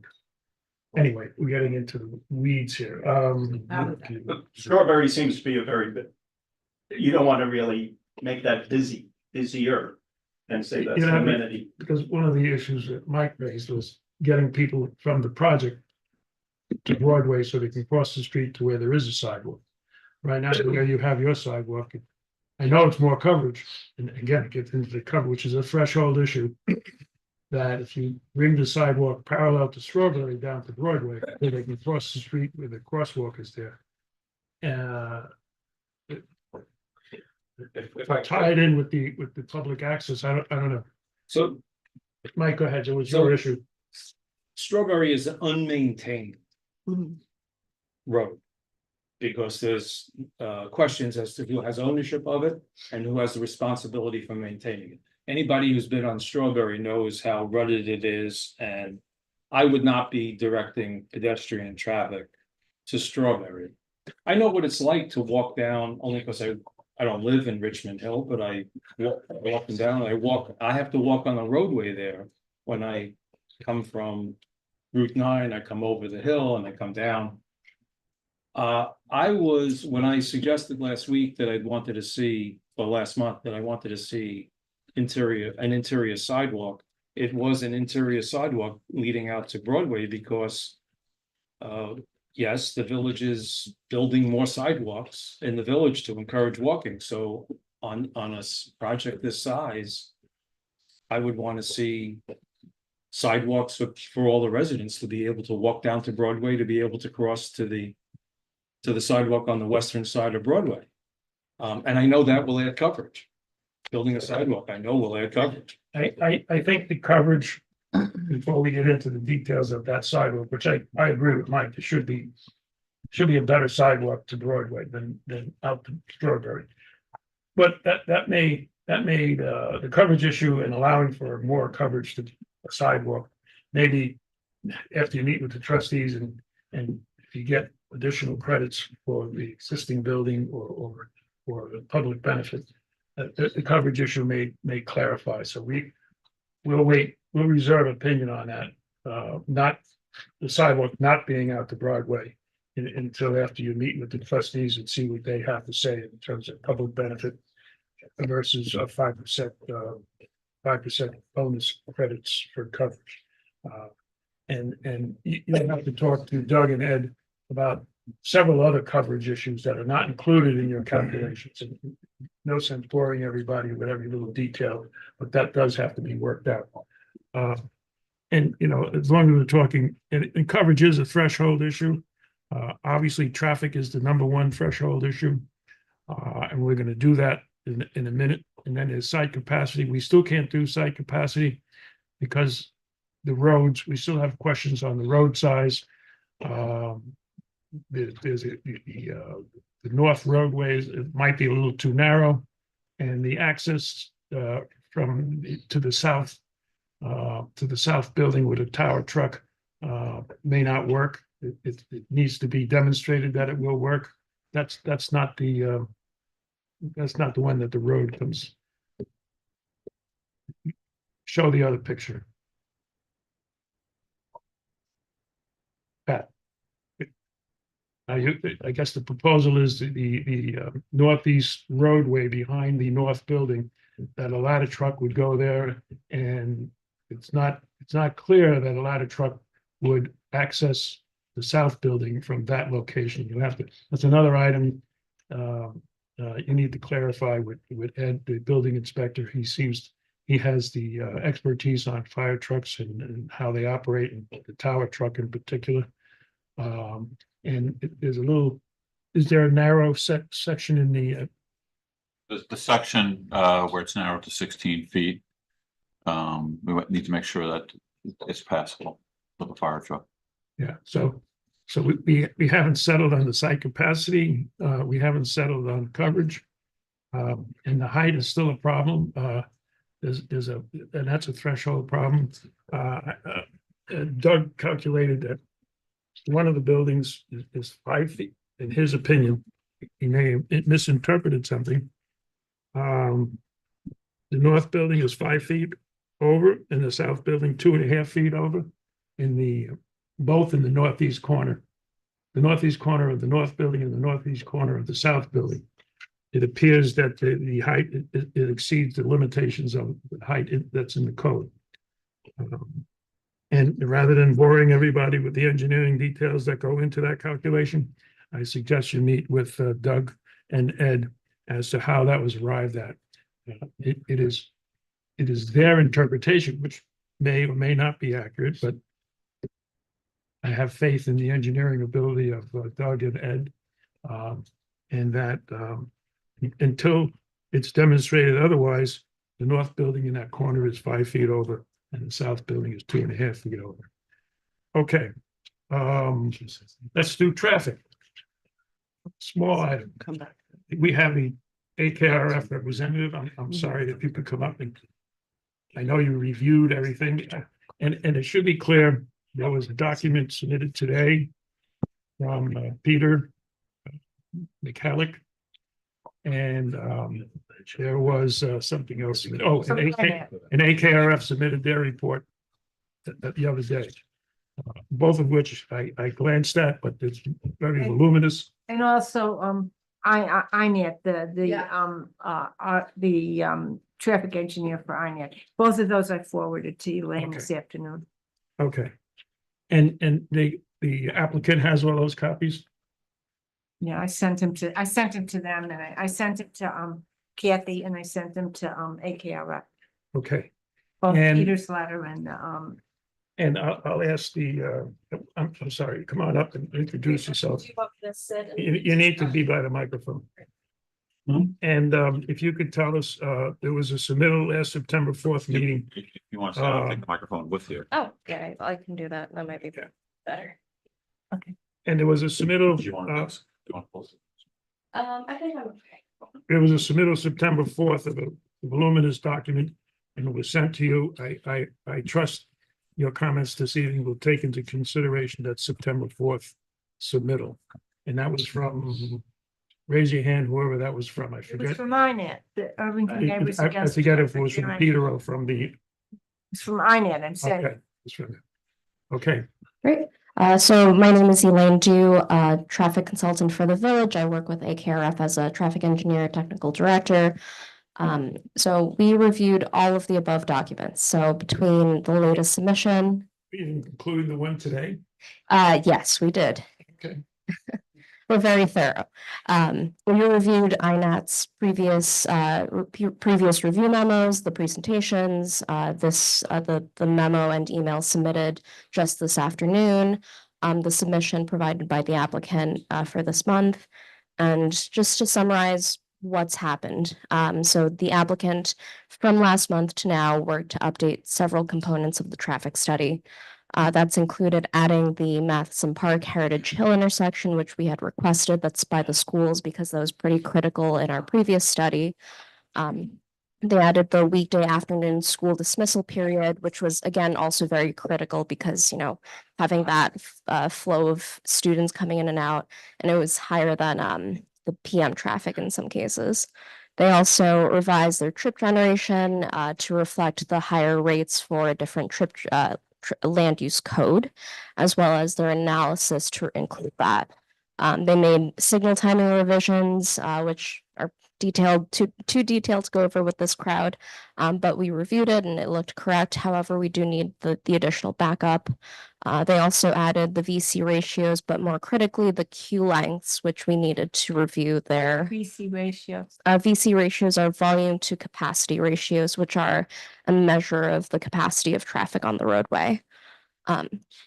They included the queue lengths, which are extremely critical, especially relating to the village code when we're talking about traffic impacts. There are still a few items that the applicant has said they are going to update in the near future, and that will include conducting a trip generation study at the applicant's other similar facilities, their daycare facilities in, I believe, New Jersey.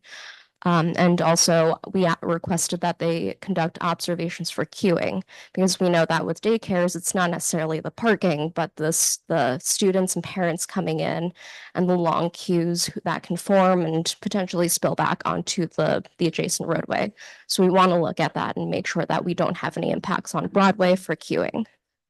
There are several outstanding items and I'll go through them.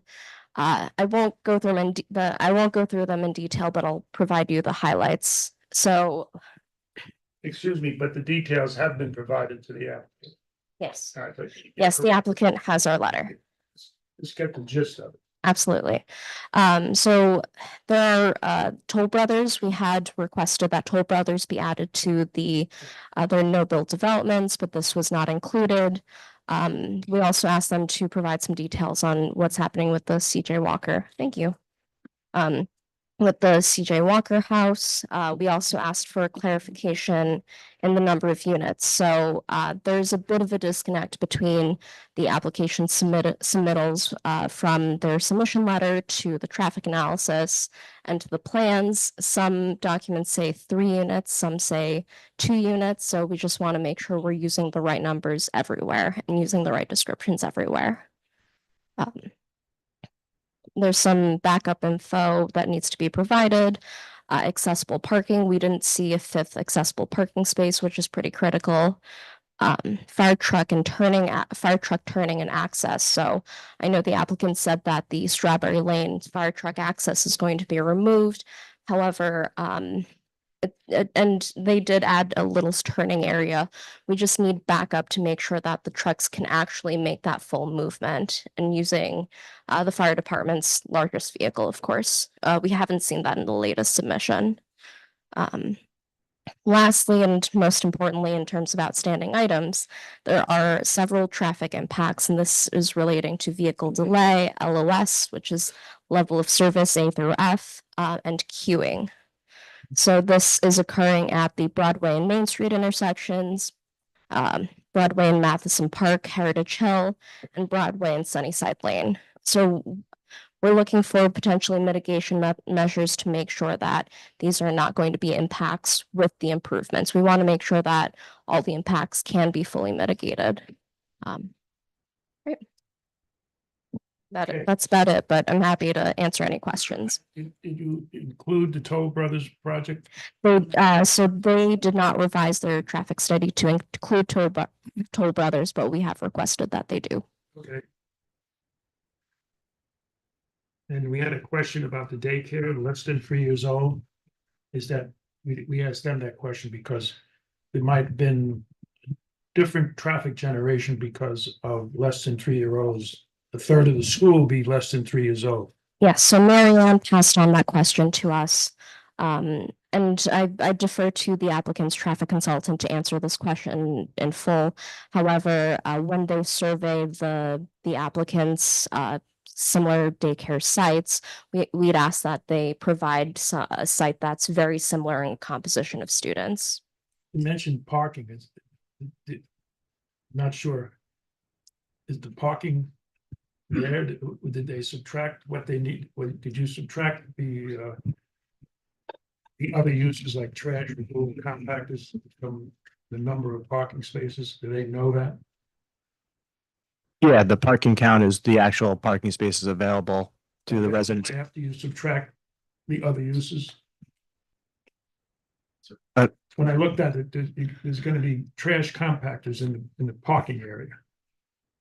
Right, yeah, but those aren't identified as parking spaces. So the parking count reflects only what, Originally, they were parking spaces, but you subtracted those trash compacting spaces from the parking count that you gave. yeah, well, the shared parking analysis they saw was actually based on a lower parking space count. We've since updated the plan to provide additional parking spaces. You okay with that? Yes, we reviewed the parking analysis and it was acceptable to us. With the exception of school queuing, which You will said be you reviewed. saw the questions of today's letter from Peter McHale. There was several questions in there. Yes, let me pull up.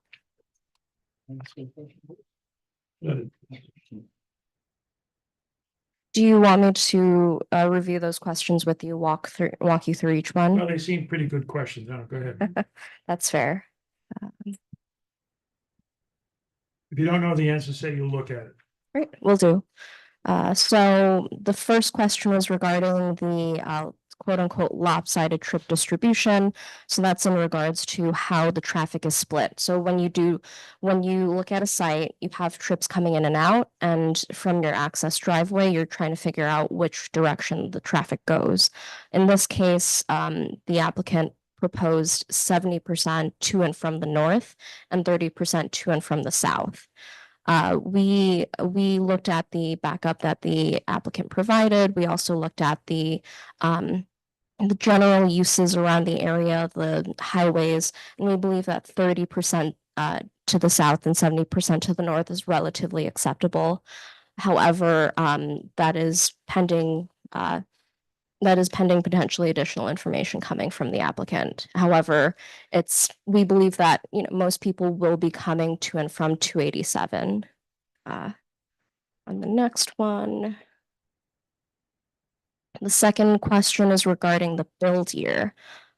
So the build year changed from 2026 to 2027. And Carlito, I defer to you to answer that question. I think it's somewhat of a simple answer. I think our client now realizes that his timing may be a little longer than anticipated because we have a lot of work to do with you guys and others. Okay, you So, can answer yeah. that question. You don't have to answer it tonight. You can say, but you need to answer it. On that as well, the applicant did end up growing their traffic volumes to the appropriate build year, so it is still a conservative analysis. For the third question is regarding parking data in support of the proposed layout and operation of the drop-off area. With this question, again, we had asked the applicant's traffic engineer to look at a similar site and conduct observations on queuing. Yes, and they will conduct observations and report back regarding what the other facilities that the applicant runs looks like, so we can do an apples to apples comparison as opposed to. And I think we asked you to analyze the on-site traffic, the loop. Yes. Is it gonna back up and then not get out onto the road and so forth? Well, until the applicant's traffic engineer takes a look at other similar sites and lets us know what sort of queuing they're going to be expecting. Balls in their court on that. Yes, so next month possibly. The fourth question regarding the school facility, the apparent tenant is noted to be Primrose School. And so this is regarding the numbers of the trip generation and all that. So again, this is we talked about trip generation earlier. The applicant is going to be surveying a similar site that's run by the applicant. Fifth question, the reduction for the existing office. So from what I can tell, what's happening is the applicant in the no build scenario is adding in the office trips. So it's assuming that potentially the site can be reused in the future. And then for the build scenario, they take it out and then add back in their trips. So Carlito can talk a little bit more on that and elaborate more as to why he chose to take that methodology. However, should the planning board request, and I believe this is a fair methodology, you can absolutely not take any credit for office land use. You can just add on your normal trips generated by the development. We'll defer to your expertise. I mean, in terms of with all the public eyes on it, we want to make sure we're examining every single impact. Yeah. So I'd recommend removing any credit for office and just doing the trips. Okay. Got it. Sixth comment, DTS failed to include any intersections south of Main Street in their studies. So it had this comment letter refers to intersections like Route 6 at Harriman Road and Station Road, which AKRF had already analyzed. So one of the reasons why they had not included it previously was because their trip generation is not anticipated to add a large amount of trips to those intersections. However, I don't believe it's necessary to include these two intersections. I believe they're unsignalized and you would not get meaningful results out of them. They are signalized. So Carlito, if you could discuss more about why they're not included. You heard the question, discuss more why. Okay, go ahead. Parking supply. I think I'm on page 3 of 5, so we have a lot to go. Parking supply required by the village code for the residential use is 85 spaces. Because the village does not have a schedule in its code for the proposed daycare facility, DTS applied data from the trip generation manual. So this comment refers to, again, the parking demand and shared parking. And so the question here is, are there adequate spaces in the garage? Are there adequate spaces for drop off? So this is a 2-part question, right? We reviewed their shared parking analysis, we reviewed their parking analysis in general, their parking demand, and we feel that their study shows that it meets the demand, it meets the village requirements. In terms of the actual queuing itself, I believe the garage spaces will not be used for parents coming in and out of the school unless it's something like a longer term visit instead of a drop-off pickup. In that case, queuing will be entirely on the surface parking spaces and on the driveway. And again, speaking to the drop-off and pickup, the applicant will be reviewing survey data and looking at similar sites to make that determination. Eighth question, the proposed internal intersection at the bottom of the school drop-off area is about 50 feet from North Broadway. This is a comment that I will have to review internally and get back to you on. Okay. And again, this is about drop off and pickup, so we'll have a clearer answer for you next month when we have better understanding. And question number 9 is regarding queuing. And as I had discussed previously, there are several numbers in here which we don't have to go into detail. However, we do understand, and we did see along with the comment letter, we saw that there were several queue impacts, and the applicant will be working to address these impacts. Comment number 10, in their sensitivity analysis, the incorrect geometry was used. Turning it back a little, the sensitivity analysis was regarding the Route 9 Complete Street study.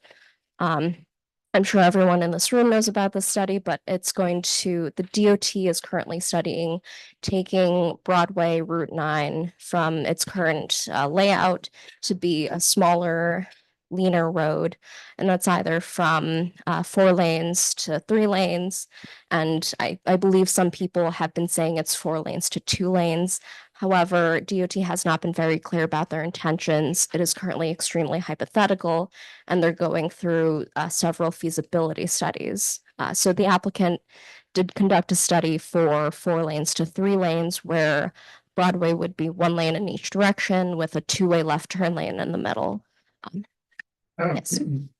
Mike Smith and I went to the DOT presentation, and at a minimum between Main Street and Sunnyside, there is no left-hand turn. The center lane is not big enough for a lane because there's not enough space to put 3 lanes in. So it also depends on where they end up going with their concept. I know they are aware that we're unhappy without a lane in the middle to center lane to make turns either way. Because with that, I said, well, what happens when somebody wants to make a left turn to go south coming out of the east road? He said, well, they would head up to the circle on Sunnyside, go around the circle and come south. And so I said, well, that's an interesting proposal, but I don't know how that works every day.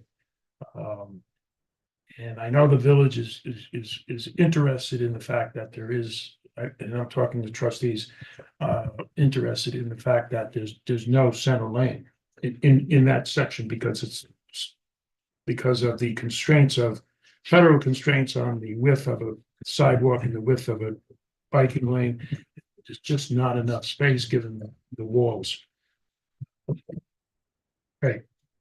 So so far, as you said, it's conceptual. It may change in the future, but right now, there's no turning lane in the middle. And we will reach out to DOT and their consultant to make sure we have their plans and their latest concepts.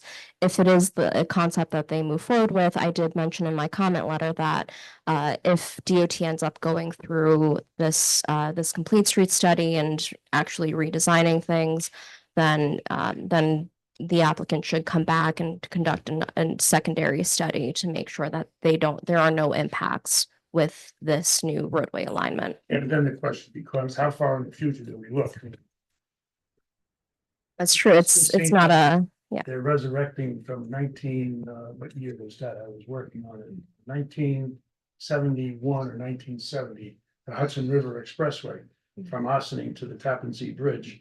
This seems like a modified resurrection of that went pretty far into the point where I was helping relocate industries that were in the right of way of that expressway. That never happened. So I don't know if this is ever gonna happen, so. Yeah. uh, Exactly. And to your point, if it ever does happen, or if DOT ever gets to the design phase of it, then the applicant should come back to When you re-examine. think about $35 trillion debt. Yes. The $2 billion annual deficits. I'm not sure the river towns are high on the list for money, but that's my opinion. Anyway, go ahead. Great. And on that, again, we'll keep in touch with DOT and WSP to make sure we're up to date and make sure that they understand what's happening at the site. In terms of next comment, number 11, this is regarding the accident history. So this letter has asks essentially to update the study to reflect newer data. So they had based, the applicant's traffic engineer based their safety assessment on a KRF study from a few years ago, and this was 2017 to 2019 data because we want to avoid the pandemic, because the pandemic data kind of threw everything off. You don't have the right crash rates and everything. So the applicant, and I believe they may be agreeable to updating their safety analysis to reflect more recent data. Great. Comment number 12, this is regarding the incorrectly referring to the project as modifying the existing building from an office to a school facility, as well as constructing a new 3-story multifamily building. So this is regarding referring to the development as a school versus a daycare facility, and regarding the conversion of the mansion. And this is out of my expertise. This is not relating to traffic, so I would defer to either Mary Ann or the applicant to respond to this question. And that's the last page. So Mary Ann, I'll. Just by the way, just to clarify, Elaine was responding to the Stephen Mafia letter, right? You had said respond to Oh. the Calix letters. This is Stephen Mafia, but yeah, it did, I think, covered pretty much what he had, but it's, Yeah, sorry, I thought that was the request for me to go through this one by one. which we would both know what they are, Yes. you know, but so that's fine. I think it was probably more comprehensive. Okay. You done? Yes, that's it. Okay, now, there was the submittal I mentioned, September 4th from the traffic group located here, and your previous comments covered those. You don't have to go through them point. Yes. And that's what this letter. Yeah, okay. You had a question, Mike said? Well, you want to go? Gary? Oh, I have a question if this would be relevant in terms of the school drop-off assessment. The local Shames JCC in Terrytown. I'm not sure the number of students that are there and the exact age range, but it is a nursery school. Not sure how young, what the age of the youngest is, but I'm wondering if that would be a relative model locally to assess and look at. So I guess to give some additional update and background on those surveys and observations that we're going to be doing or are doing. We identified an existing property owned by the applicant in West Orange, New Jersey, where it's daycare use and a multifamily project. So it's very similar to the proposed project. So we identified that as one. Let's get those driveway counts.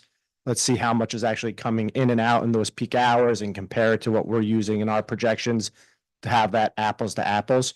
So we identified that really as the likely candidate to do the observations, also have someone physically out there one day or 2 days saying, all right, here's a parent dropping off. Let me time it. How long were they in there? And get that base information for that as well. So that's our intent. If if the village identified something more locally that they felt was more appropriate, I think we'd be amenable, but I think the West Orange property that we have identified should provide good data. Okay, that sounds reasonable, and it certainly is more comprehensive because it incorporates housing. Yeah. Elaine, you don't mention West Sunnyside Lane at all? I thought you did. So it's West Sunnyside Lane is studied as part of this. But I believe let me just look at my notes quickly.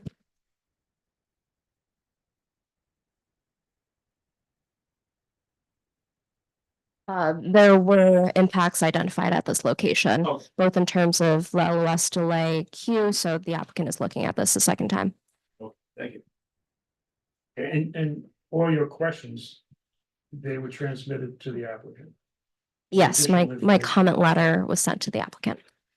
And if there's any additional questions resulting from the correspondence that you went over, you need to amend that, those, if one of the correspondence from the citizens or from the traffic group prompted another thought in your head, amend your questions to the applicant. Yes, absolutely, we will. Mike? So you mentioned 3 intersections with impacts, and then you talked about mitigations. So my first question to you is mitigations by whom? So it varies, right? The entirety of Broadway is under state jurisdiction, which means any improvements need to be approved by the state. They will also likely need to be implemented by the state. However, the applicant can fund it. Carlito, did you? Yeah, the applicant would have to fund the improvements. Yeah, the whatever money is needed is going to be paid for by the applicant for any mitigation. Just to give you a sense, we're looking at timing. All 3 of those intersections are signalized. So we're looking at whether there's any timing adjustments to help with those identified impacts, as well as if it's a queuing impact that the turn lane may not be long enough, there might be an ability to extend the turn lane a bit. But any of that would have to be permitted by the DOT, but it would be funded by the applicant. So one of the intersections was Meadow, I believe. No. You had Broadway and Main Street. You had Broadway and Sunnyside. And Broadway and Matheson Park, Heritage Hill. Matheson Park. Yep. And Matheson. Yes. And that's why you're talking about timing, because at each of those is a light. Yes. Right? So my other question is, how do you measure the impact, I have no idea, of cars exiting the proposed development and trying to turn left? So that's a great question. And we also conducted a gap analysis as part of our previous study for the entire corridor. We understand it is really hard to make a left out of any side street, out of any driveway on Broadway. There are 4 lanes that you have to jump across. It's almost impossible. However, the applicant conducted a traffic study that looked at this exact thing. It's a software called Synchro, which is our industry standard. They program in the exact configuration of the intersections, how many cars are going in and out, which direction, what turn they're doing, and they look at how many seconds of delay that a car waiting in a certain direction would have to wait. And so when they looked at their own site driveway, they had exiting the site 30% making a left going south and 70% going north, based on the original, based on their trip distributions, as we discussed earlier. So in terms of a car going south, they did study this. It would only impact their site. However, I believe, and Carlito, please correct me if I'm wrong, but their site driveway would operate at a level of service D. So I believe it was somewhere between 30 and 40 seconds that a car would be waiting to exit their site. It's a sure. Please. Wait.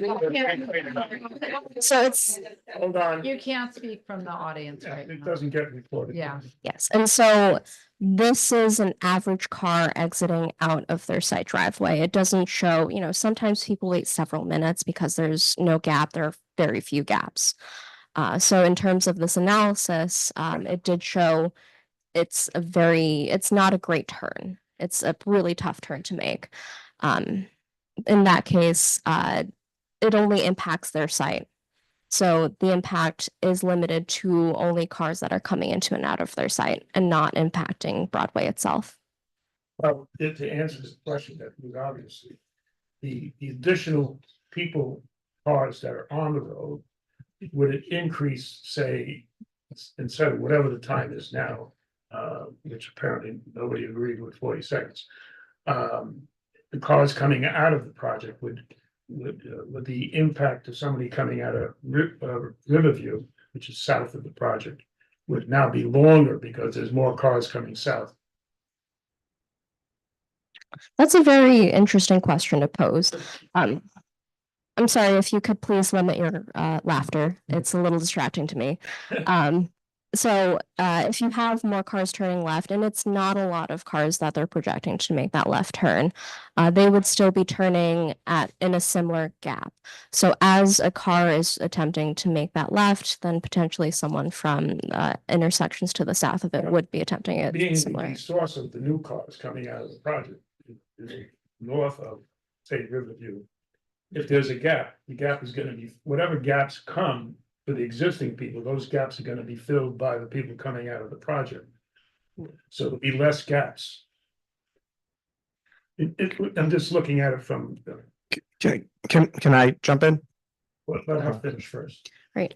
So they also did analyze the intersection of which Riverview, was that the one you're referring to? Yeah, I just have to. Yes. Yeah. They analyzed the intersection of Riverview and they did find that it operates very poorly today and will continue to operate very poorly in the future. At the same time, they are going to revise their study and they will come back with new results next month. Yes. Yeah, I was just gonna use Riverview as the example. No doubt, we add, with any car that goes by, it increases delay. But per the code and what, under seeker guidelines, it's whether that increase is deemed significant. So your code, based upon Riverview, allows a 10% increase in average vehicle delay, which we're essentially right at when you factor in the additional trips we'd be putting by that intersection with our project. But the additional trips are in a narrow window of time. And because, I guess it is because there's drop off at a certain time and people dropping off and coming out at a certain window of time. And if somebody's coming out of Riverview during that window of time, the people coming out to the north of Riverview are filling in all the gaps, and someone on Riverview could wait forever. But that window of time is exactly what we're analyzing. Okay. Yeah. I have another question. So where the high school is on Heritage Hill, it's one way up, one way down. When people wait at the light, they're going left or right. It would be it would go faster if there was the ability for when people are heading out onto Broadway, there was a right and left, 2 lanes, so 3 lanes at the bottom for people. It would flow more quickly. I'm looking at the flow here and it looks like it's one lane in and 1 lane out. Would it be possible to make the entrance so that on the going out, you have the ability to line up with right or left turn? Because the left lane is going to hold everybody, the left turners are going to hold everybody else up.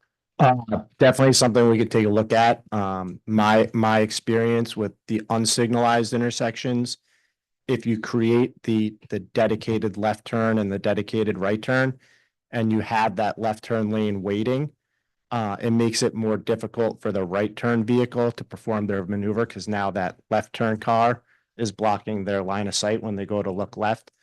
So it's kind of striking a balance, right? We look at if there's delay internal to the property, it's really not impacting traffic traveling along Broadway. So if it's safer to keep it as a single lane and the residents or the daycare users have to wait a little longer, then that may be the best from a safety and operational standpoint. Okay, that's helpful, especially because you said when it's not a signalized lane, right? So I understand that. Thank you. Dan? No questions. Mike, you Nothing further. We'll do the Zoom first. Anybody on Zoom? Yes, Stephen Mafia. Before we, I'm sorry. I'd like to continue with the presentation. We're doing traffic. Okay, sorry. Nothing's gonna happen unless we get this traffic straightened out. We can't emphasize that enough. I know the applicant is, even though the traffic it could be a deal breaker, or some of these other things that I mentioned as special could be deal breakers. You want to proceed with the other stuff. but the other stuff becomes a moot point if one of these deal breakers break the deal. Although I'm assuming that if the application to the Board of Trustees, if it's granted and you're able to, you don't have to retain the historic house.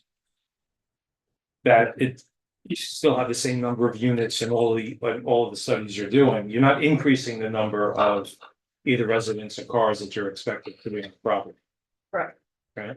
When we finish traffic, if you're still awake, if everybody's still, you can go in with the other issues of whatever he was gonna say, but let's finish with the traffic because everybody's here, I assume most people are here for the traffic, so let's finish that, and if they wanna go home and they don't wanna hear about the trees and the whatever. Traffic, all right, anybody in the audience? Oh, I'm sorry, yeah, you had somebody, Oh. you had two somebodies.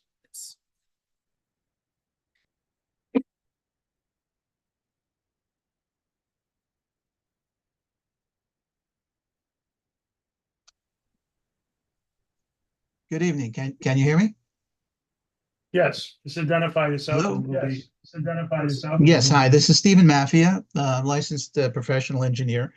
I reviewed the 7 North Broadway application on behalf of INAT. And Elaine went through some of the comments that I had made and questions that I had. I was prepared to go through some of them tonight, but I'll just limit what I'm saying to just 2 items. The first one would be the trip distribution, which the applicant is heavily weighting to the north. And I think that there are other intersections that can be looked at that would provide a different story. In particular, the intersection of Broadway and Riverview and the intersection of Broadway and Heritage Hill. Those 2 locations are more representative, I think, of a residential development, existing residential developments in Riverview and the school use on Heritage Hill. And if you look at the the traffic information from the AKRF study, you'll see that the existing turning movements at those 2 intersections tell a different story about distribution along Broadway. For example, in the morning at Riverview, you have 26 cars turning left to go south out of Riverview and 15 turning right to go north. In the same time period in the morning, you have 6 vehicles traveling southbound to go left into the site. They're coming from the north. And from the south, you have 21 turning from the south into Riverview. There's a similar, more balanced trip distribution at Heritage Hill. And I think that a more balanced, maybe 50-50 split, or even more oriented towards the south is more appropriate for trip distribution than the 70 to the north and 30 to the south that was used in the applicant's study. The second thing I had is based on the analysis of the drop-off area as it applies to the shared parking analysis. And I believe the 8 parking spaces for the drop-off area, first of all, are probably not going to be sufficient for the drop-off from 180 child daycare center.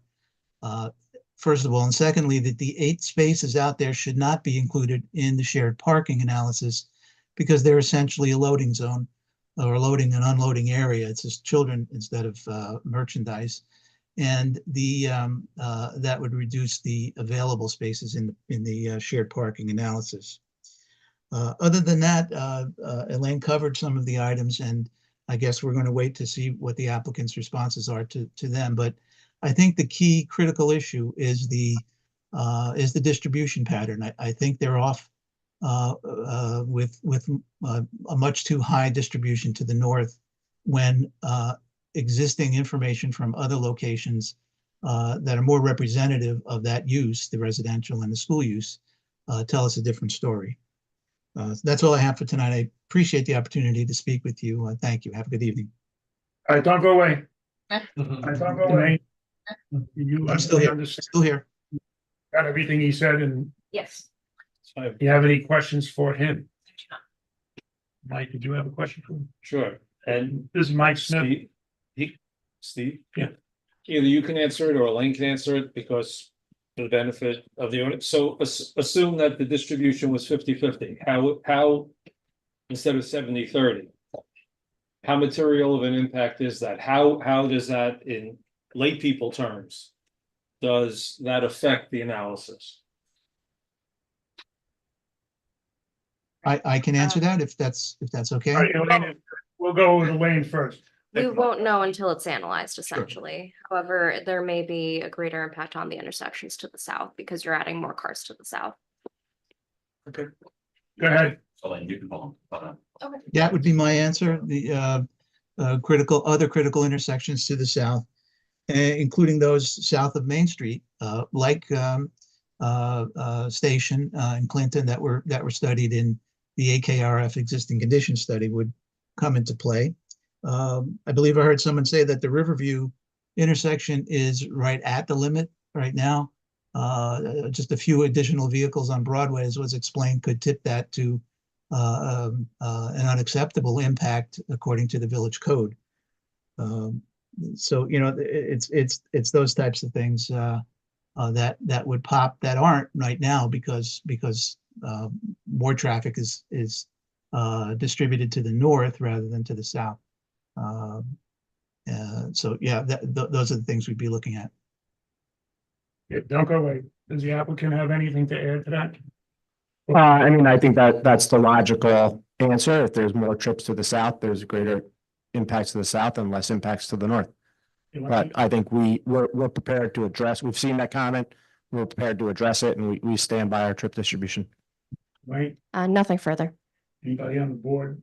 I'll just say the trip distribution for Heritage Hill being 50-50 seems fairly accurate to me, and I am at that intersection in the mornings on foot for years. So I do think that is accurate. Riverview, I couldn't say for sure.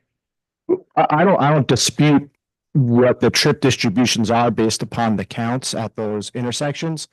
I think what I dispute is the location that's being selected. We chose the Main Street approach to Broadway because that's the most centrally located intersection and it has a much higher sample size in the way of traffic volumes. So I think, you know, that provides a better basis for how you determine the trip distribution north and south on Broadway. With Heritage Hill as well, the issue there is it serves the school, and logically the school district is the entire neighborhood. So you have folks coming from the north and the south. So it'd be a more even split versus as a daycare. It may be possible that this daycare pulls students further from other neighborhoods and folks that are coming by 287. Okay, thank you If very I may, much. Mr. Chairman, if I may, just one item Okay. with regard to that. Yeah, Main Street is the business corridor, and it's the main primary access to the train station. Its traffic patterns are not the same as residential developments or the school. And they're proposing a residential development and a school or daycare center. So it just seems to me that the better intersections to look at in terms of distribution would be ones that aren't, you know, the main street, the main business corridor, or the direct route to the train station. We're looking at other reasons why that's not appropriate, and we hope to come back with some more information on that at the next meeting. Right. I think they'll do that. Thank you. Right? Thank you. Sarah, you said there were two. Did another one? Yes, Glenn Cashin.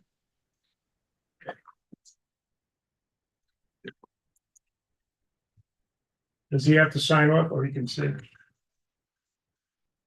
Okay, can you hear me? Yes. Okay. Hey, good evening, board. So with regard to additional car trips on Broadway, I found an article from the Hudson Independent called "What Killed the Affordable Housing Proposal in Irvington?" The developer responds, and it's a pretty interesting article, but there's one thing I just wanted to pull out of this. It's apropos to the discussion here tonight.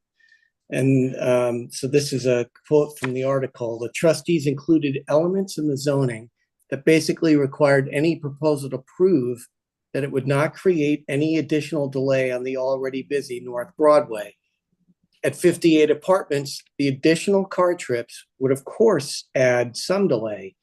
And WBP, that was the Walter Properties, the developer was looking at this same property, was concerned that these circumstances, when combined with the neighbor opposition, would result in a lengthy and uncertain outcome at the planning board.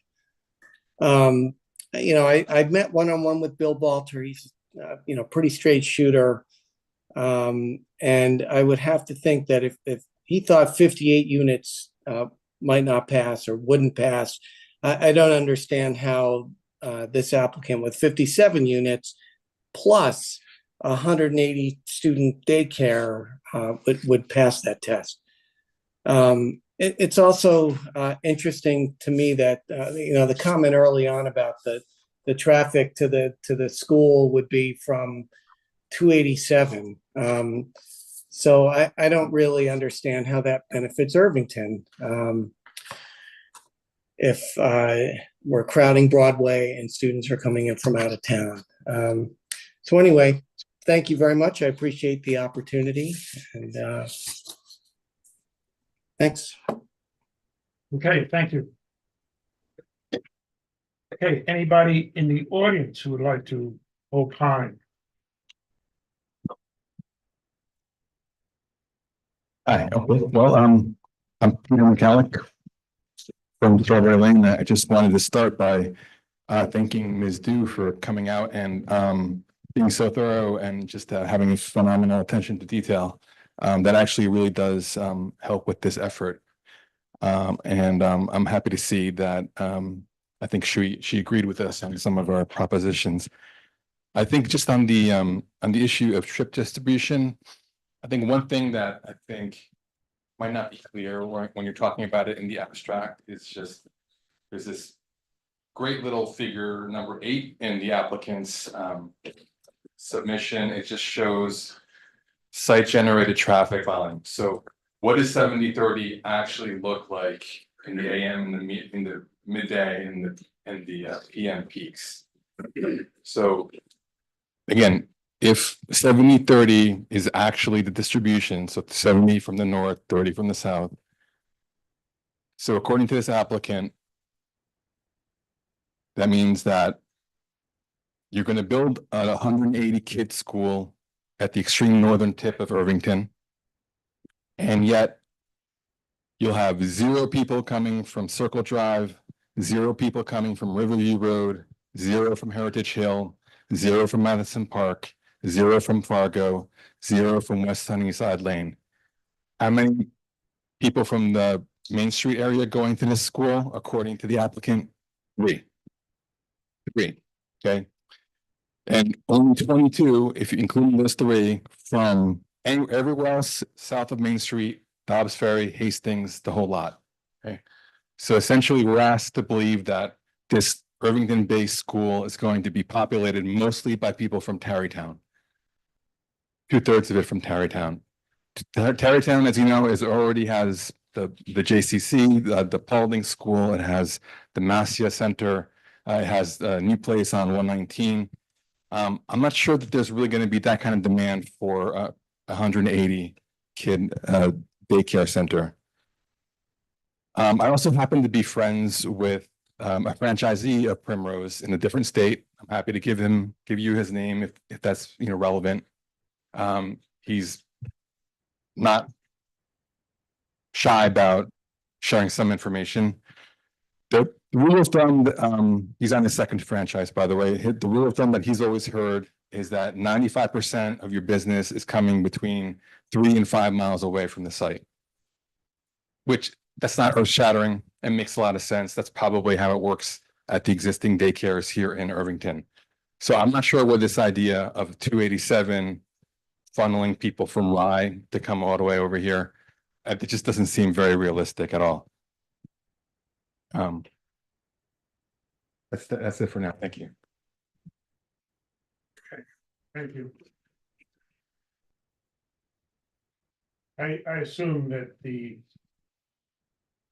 marketing was done to see to prove or show that not where the demographics of the school. Yeah, absolutely. I'm not sure what the question is. Well, the question was the direction of traffic, 70%, 30%, which is already questioned by some people. And if it's not 70, 50, how does it affect? And that has to be evaluated.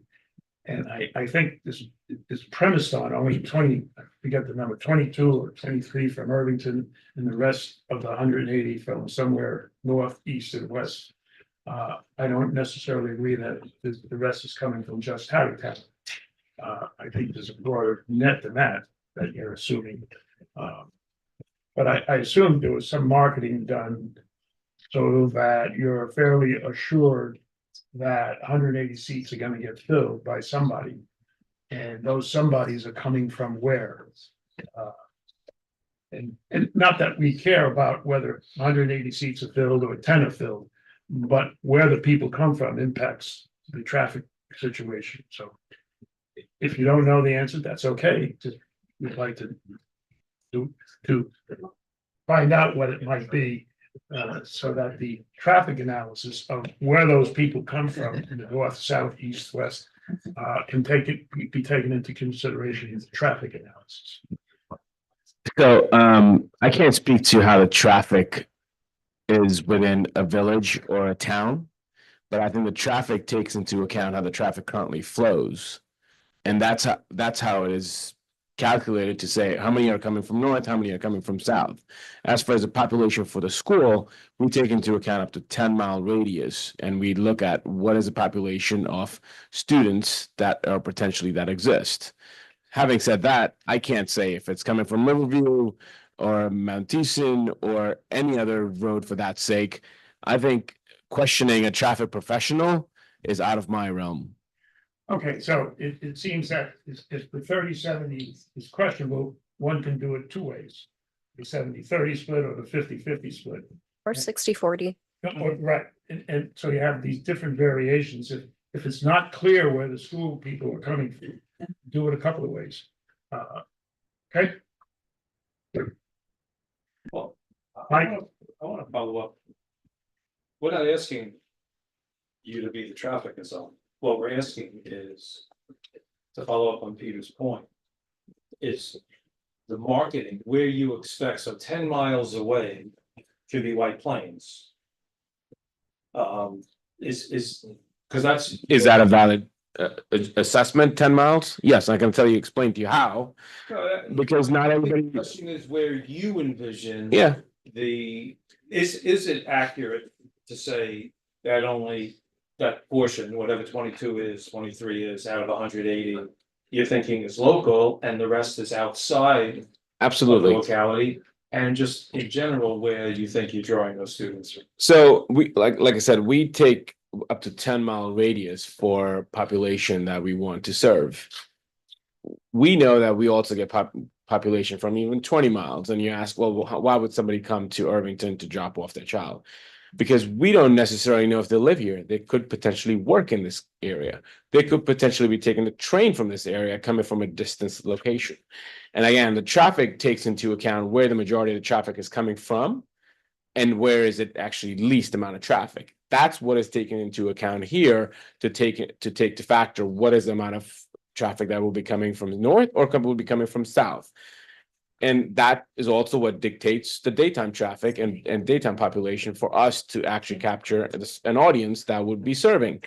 Do we feel there's adequate amount of population in Irvington? Yes. Do we feel there's a population that will come from Dobbs Ferry or from Tarrytown or from White Plains? Absolutely. Do we know exactly what's going to come from where? No, because they may already be served in a different location. Maybe going to Tarrytown because it's a better train route for them or better timing for the train route, or maybe working in Tarrytown from Irvington and don't like our school. So we have to take into account all factors when we take population and a location. So my next question would be that if you did that, and if you have the good fortune that the school did attract even 50% of its students from Dobbs Ferry, Ardsley, from the river towns, how would that impact the traffic study? So not necessarily everybody we believe would take Broadway. It's a destination location. It's not going to be a convenience location. Parents are eventually going to know what traffic timings work for them and what timing is probably likely best for them to drop off their child, because it's not a one-time drop off. It's not an 8 o'clock bell ring and everybody has to come at the same time. So once we do realize as parents do get accustomed to what is convenient for them and their time frame. Some may come up really early in the morning and to drop off 7 o'clock because they just want to get to a train stop or a train timing, or they may have to get to 287, cross the bridge to get to New Jersey or whatever the case may be. Parents certainly living in the village will be more intelligent because they will be aware of what roads have an issue and what do not. So they will be accustomed to taking, instead of taking a Riverview, they may actually take I believe it's something with a C, a back road to cross to cut over to get lesser distance on Broadway. And we see that often. The reason we took out Strawberry access, we understood that it's not a desirable access for the residents. So and Broadway is obviously a bigger access point. Was to make convenient for the Strawberry residents and take away the contention point of traffic going up and down Strawberry. That probably is the most ideal place for us to actually have, because it'll give us more leeway and less cost of construction. But we are trying to appease all while following the code and following the traffic professionals. But I can't dictate as to how the traffic is going to be affected coming 50-50 or 60-40. Can I just add one thing to that? Okay. I think it's also important to note in our trip generation estimates, we don't take any credit for daycare users that would already be out on Broadway anyway. So for instance, Rocco said they might attract someone that's using the Irvington train station. So that person that's using the Irvington train station today, that's already traveling down Broadway, that then drops their child off at the school, that's not really a new trip to Broadway. It's a new trip in and out of the proposed project, but it would have otherwise already been on Broadway regardless of the proposed project. So I just wanted to clarify that too. That's something that we did not take credit for. So it provides a conservative analysis. So based on what the applicant is saying, it seems there may have been a market study. Yeah. Yes. I didn't see it, sorry. Sorry. Blended in. Okay, yeah, it's green. I think it's working. So based on what the applicant has said, there may be a market study that exists. They have looked at the populations nearby, and maybe it is we just need more data, right? We need more information on which populations they anticipate drawing from to provide more backup on why it is that 70-30 split. So hopefully for next month, maybe the homework for the applicant is take a second look at that data that you have and provide some information on why that was chosen. Is it possible to define the worst case split and analyze that as the worst case? I mean, the worst case split might be 90% to the left. And we want to do like a reasonable case scenario, right? And so Look at 50-50. Well, we also want the applicant to just review what is most likely to happen based on their market study. However, a sensitivity analysis for 50-50 may be plausible and may be advisable. Okay, thank you. I have a comment. Yes. That was helpful talking about possibly like these are people that might already, there's a percentage that might already be traveling. I just want to tell you that unfortunately, there aren't other ways to really get there other than going on Broadway. The way that this village is built, there are no shortcuts.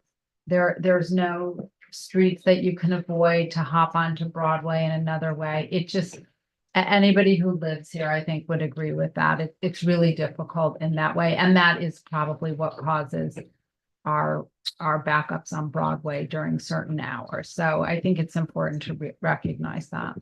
Thanks, Laurie. I mean, we also hear comments from public and others that there are no children in the school, in the town. So where is this population going to come from? So that's another valid argument we could have. Well, if there are no children, certainly everybody's coming from 287. which we don't believe is correct. But we understand everybody has an opinion about, but we work off of factual that traffic professionals do this for on a regular basis, and we do it over 500 locations that currently exist in multiple states. Elaine asked a question about the marketing and you, based on tonight's listening, which would probably be more. If you have additional questions based on what you heard, to get them over to the applicant for us. Yes. Okay. Is there anybody else? Yes. Lady in black and white. Me? Okay, I'm ready. I'm gonna come up. Okay. Hi, Wait, you got the mic. yeah, I'll come in. Hi, I'm Gina. I live on Riverview, so I want to Your address. 20 Riverview. I moved in 2014. I do have children and I have friends that have children, so they're all in this town. And I just wanted, my story is all anecdotal. I moved in 2014. Thankfully, I'm able to walk to the train, and I have only seen traffic get worse over the past 10 years. Unlike Zoolander, I can't turn left when I come out. I don't know if anyone here has seen Zoolander. Bad joke, but I had to go for it. Can't turn left. And I am already that person that when I'm trying in these peak hours to turn, has to make a right. And I'm embarrassed to admit it. My husband would judge me, but then I have to go down. I know it's terrible. You'd be like, cut in there, go for it. But it's very, very, very stressful. And in fact, they put that light up due to accidents, right? Because that had always been a very, very tricky turn. So I already turn right. I already make the turns down. When I'm walking, I'm thankful every day, but it is a tremendous, tremendous jam already. So I just want to say, like, I live it. I cannot imagine dropping 100 something cars in these peak hours would be any better. So. And coming out of Riverview, the sight line looking north is very limited. Yeah. And, you know, as a parent of children, like watching these children walk to school, and you could just see the tension on the streets, right? These are peak commuting hours. People are trying to get to the trains. You're watching little kids at the crosswalk. Chick is the best, right? He's doing everything he can, but it's a tension. And so having more cars, more kids, it's just, I don't just see it getting better. Well, that is, empirical, and we want to put numbers to those concerns. Yeah. And see how the actual numbers either will prove or disprove the situation. So Yeah, I just live it every day. So I wanted to share my anecdotal kind of walking journey and driving vibe as it is right now. So. Okay. I've been up Riverview several times and even up and coming down. We have a project on Riverview that required me to be up there 3 or 4 times to count things. And coming out of Riverview is a challenge. Thank you for seeing us on Riverview. We appreciate it. So thank you very much.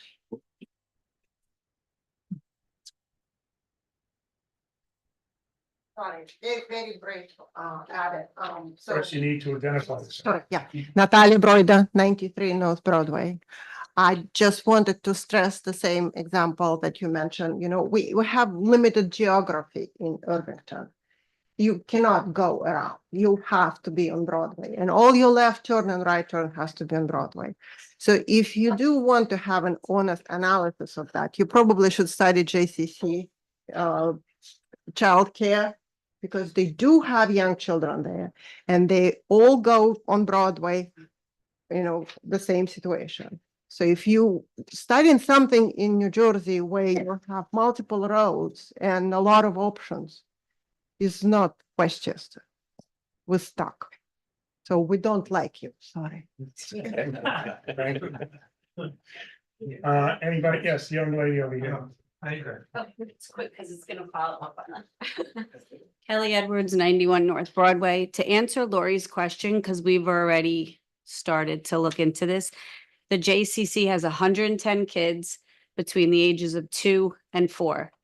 The JCC has had to hire people to stand outside to direct the traffic. They have staff members that come out that line up to take the kids out of the car, multiple staff members.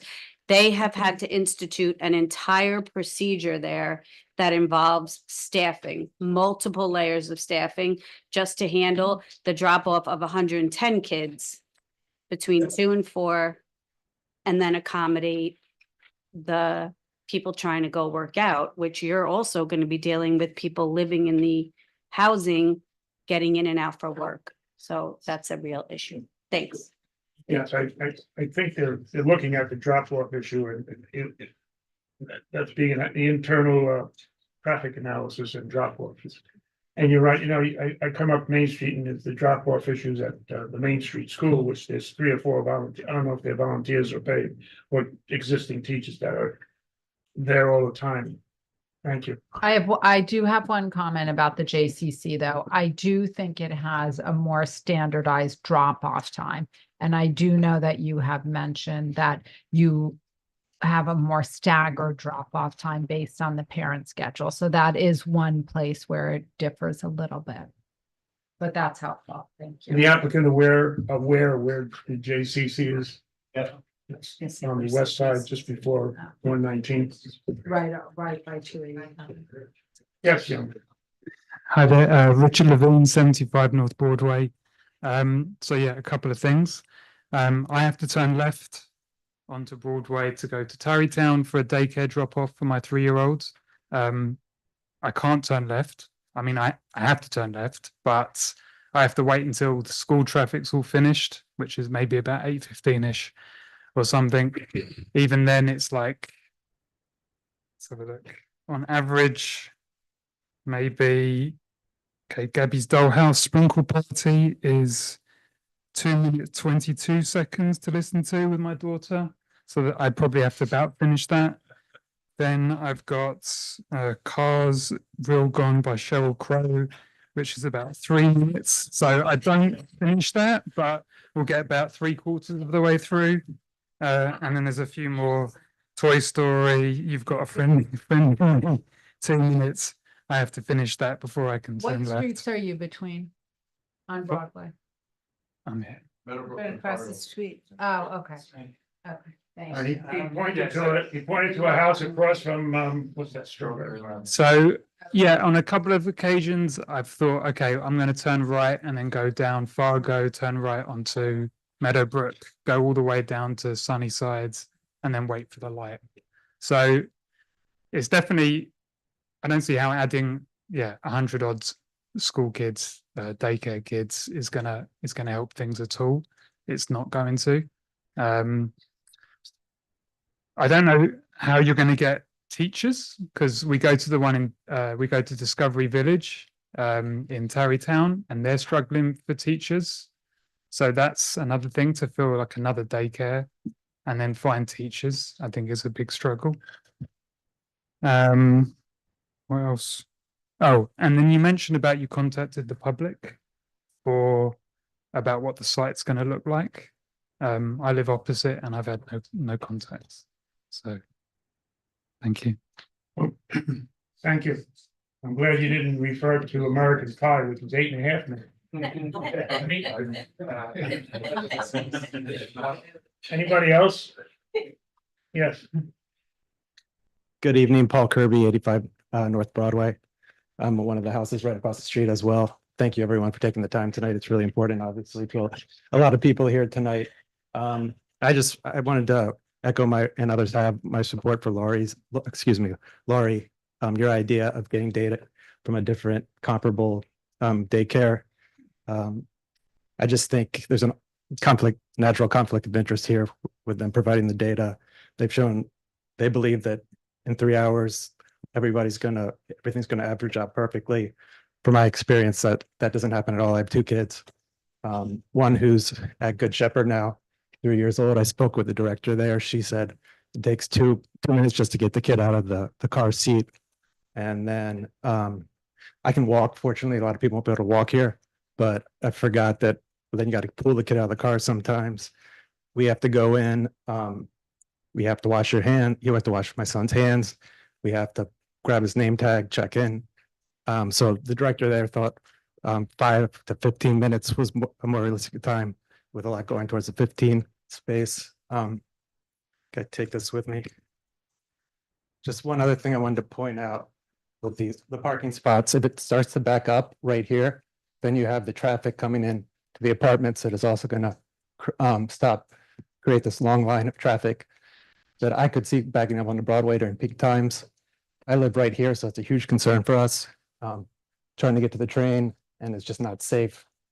And even if you have this long line of cars, which they admit could just be an internal problem, you're gonna have, nobody likes to sit in traffic in a line, so you're gonna have horns and all this exhaust. I know in the past I've focused on, go back to the stand here.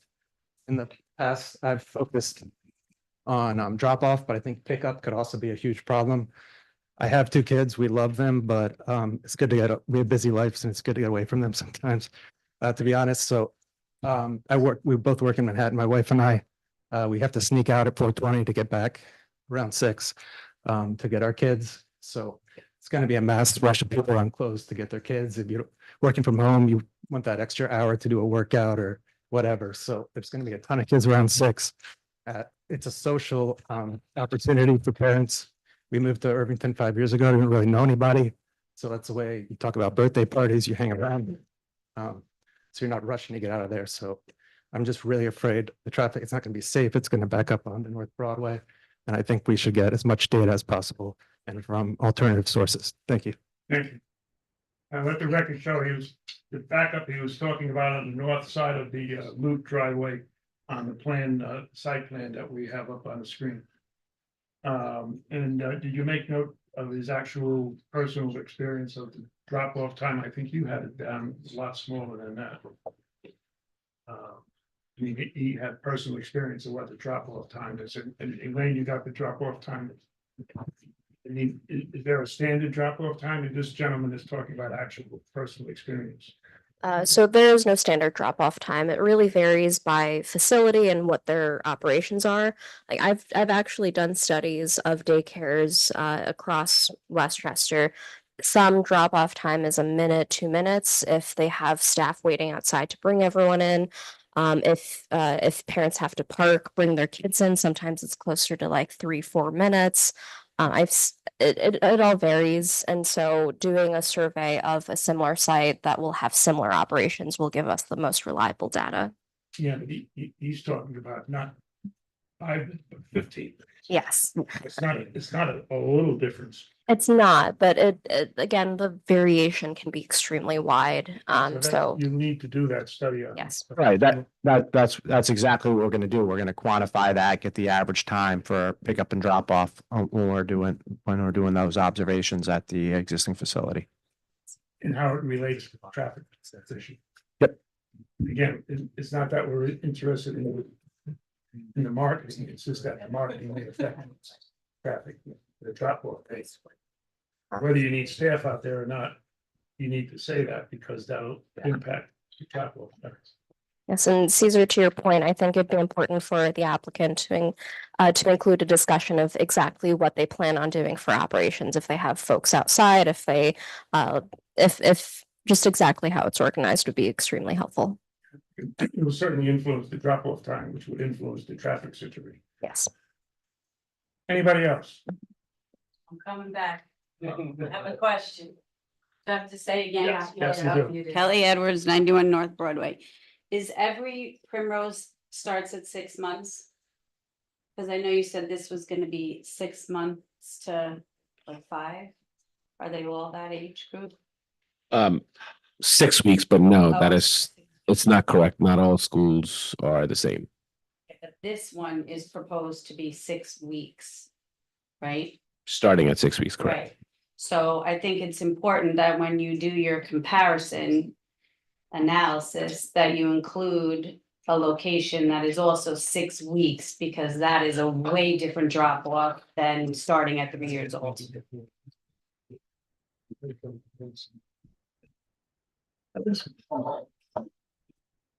Mike, you have a quick, anything? Yes, come on up. Come on down. Hi, Asia Tracht, 20 Strawberry Lane. A comment on drop off as well. So this morning I spoke to one of the nursery schools that is targeting Irvington area for their population, but it's actually in Elmsford. But talking about drop off, you by the time you pull up, you have to bring the child in. there is exchange of information. Is the child well or not well? Has there been any symptoms of how was the last night, how did it go? Is everything okay? And then they have to wash their hands and all these other things that I cannot, imagine. They couldn't give me the exact time of how long it takes, but it certainly takes much longer. And also, as a resident of Strawberry Lane, I have to sign under everybody's else statement that making a left turn on Broadway is impossible.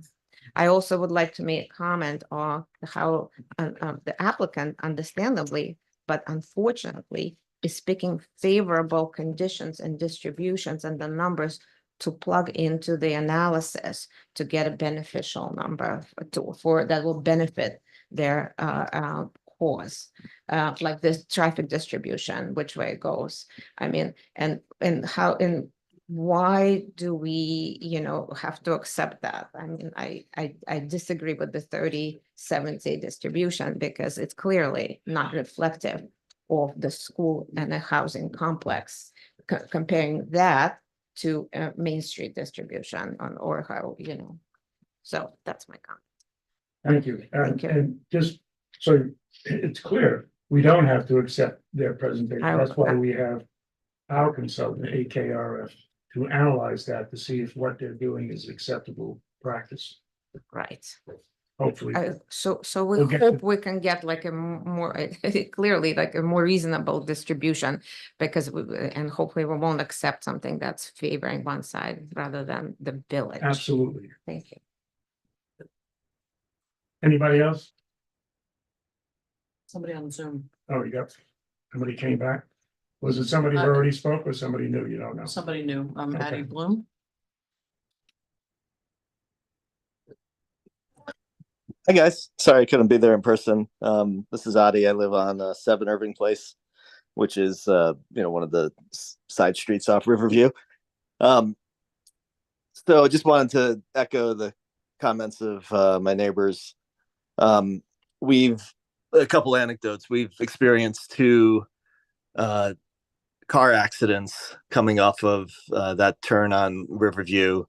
My brother-in-law totaled his car, and my father-in-law had a bad accident there as well with my son in the back seat. Fortunately, no one was severely injured, but this is over the past. We moved in 7 years ago, so this is over the past 7 years.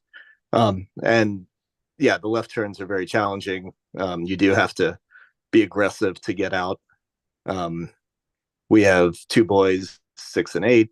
Once they start crossing Broadway, going to the Main Street school, very concerned about that. So, it's just gonna, this development would cause, just really make the traffic situation worse and make it more dangerous for all of the kids that live around us. Okay, thank you. I don't know if that's the purview of the traffic study, but kids crossing the street with increased traffic, if it is increased traffic, that's something you look at? So specific to the site, we're not necessarily looking at, for example, adding a crosswalk. That would be dangerous and probably not advisable. In terms of kids crossing the street at existing signalized intersections where there are crosswalks, they do conduct an analysis where they consider the numbers of students, numbers of people who are crossing. And so those are considered what we call conflicting pedestrians. And when you have that in the analysis, it reduces, or rather it increases your delay. It makes it so that the model sees there are people crossing against cars, so cars have to wait longer. So it is included. Yeah, I just had a thought. A lot of the walkways have it must stop state law for people walking. And if there's a lot of people walking across the street, especially people coming from the new sidewalk from the development, because there's no sidewalks north and south, they would have to cross the street right at the southeast corner of the project. And cars presumably would obey state law and stop for people in the crosswalk. That's another traffic situation. Yeah, and so from what the applicant has presented today, it seems like they've removed the sidewalk. At the same time, I didn't see anything in the plans that reflected a sidewalk crossing Broadway close to the site. We're working on that. Well, I think, be ready to lobby DOT. Mike? This is the first time I think I heard that somebody, a child is younger than 6 weeks. So I had thought it was 6 months, but it's 6 weeks. And I don't know whether we asked for this information at an earlier time. But do you have an idea of how many of the 180 children you expect to be under the age of 18 months? Roughly, I'm not gonna hold you, I know you said that less than 3 is a third, that would be 60. Of that 60, how many are of that age? Probably 20 to 30, somewhere in that window. And you would expect those children to come at this from the same hours, beginning of the day till the end of the day. Anybody on the board, Lori, you have anything? No. Yeah, I have no comments. Mike, Nothing's wrong with that. anybody on Zoom for traffic? Nobody's raising their hand to speak and there are no comments in the chat. Anybody left in the room here on traffic? Okay. Now, we can go to some other issues.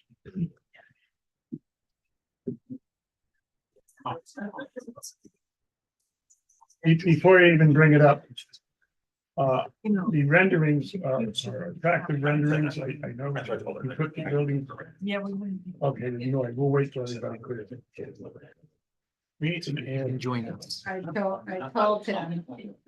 He's trying to get them, he's letting them out. It's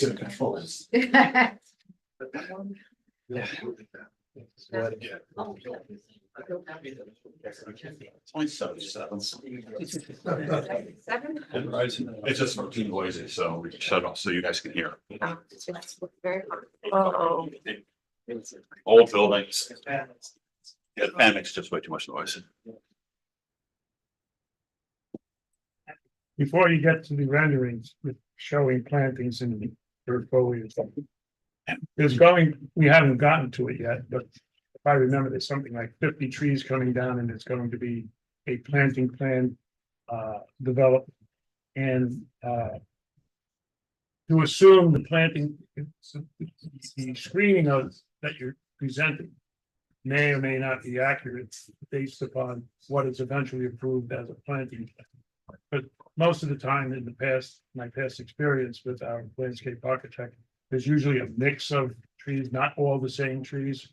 So while it's a nice rendering, understand that rendering may need to be revised based on an approved planting plan, which may have a mix of trees, evergreens, something that stays green all the time. So it is helpful what you did, but let's understand that the planting plan, once approved, may change the rendering, and you would have to change the rendering to the approved plan.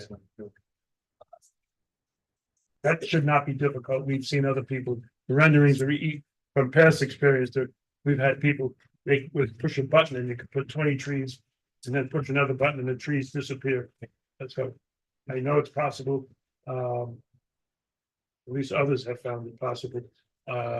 So keep that in mind, that, like I said, the renderings are appreciated, but they may not reflect the eventual approved planting plan, because there's 50 trees coming down and more than likely somewhere near a compatible amount going back in. And like I said, it's usually, if you're listening to the previous applications, you're getting an education on what some of the applications look like. There's usually a variety of trees and shrubs, and make it look a little more natural than a wall of arborvitae, which looks so artificial.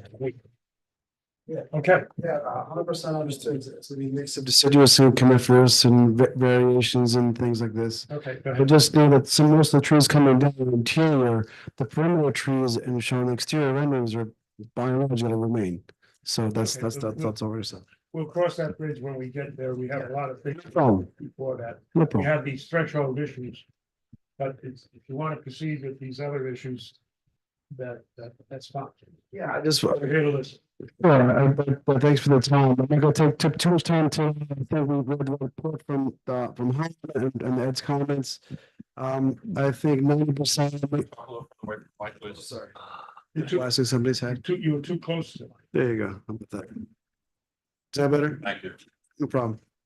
So we see the comments and we heard what you said in the opening statements. So I think there's no reason why we can't satisfy, all the comments or demonstrate once and for all that we do comply with everything they're asking about. If there's some ambiguity with the lot coverage and things that they're covered, the heights, they are covered. And just so me possibly understand that there was one corner that we looked at last month that was right on the border. And maybe that's what they're referring to in terms of projecting or whatever the phrase they used for. I spoke to Mr. Hahn yesterday and the numbers I gave you were as of yesterday. Well, that can't be totally right. What I was looking at was your section that you have there. Yeah. And it looks like based on the section that it's okay. But when you look at the code, it talks about the measuring point, which is on the peripheral of the building. So I've done this a couple of times, and I think that what helped that we did was we actually took the buildings and adjusted them into the site a little bit. So they actually got shorter by a foot, and therefore the plane, whatever is maybe projecting is contained inside that plane. But it all works out. However you want me to demonstrate it, I've done it a few times with numbers and math and sections and dash lines. Why don't we go over it? We'll go over it offline and we'll. I'll show you. I'll do I'll take a 3D model. I'll take a mesh of the site, bring it up 35 feet. We'll just go through the code and look at it. What's that? We'll just work through it with the code. Great. We're using the topo lines around the periphery. I understand. Provided to us. I Before you bring that to us, make sure you include the elevators and elevator shafts. and Yes. Staircases going up to them. 100%. Up to the top. Yep, I'm aware of that.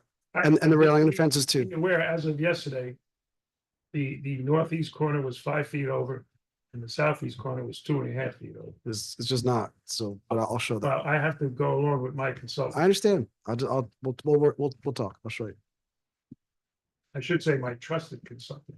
Say whatever you like. Only.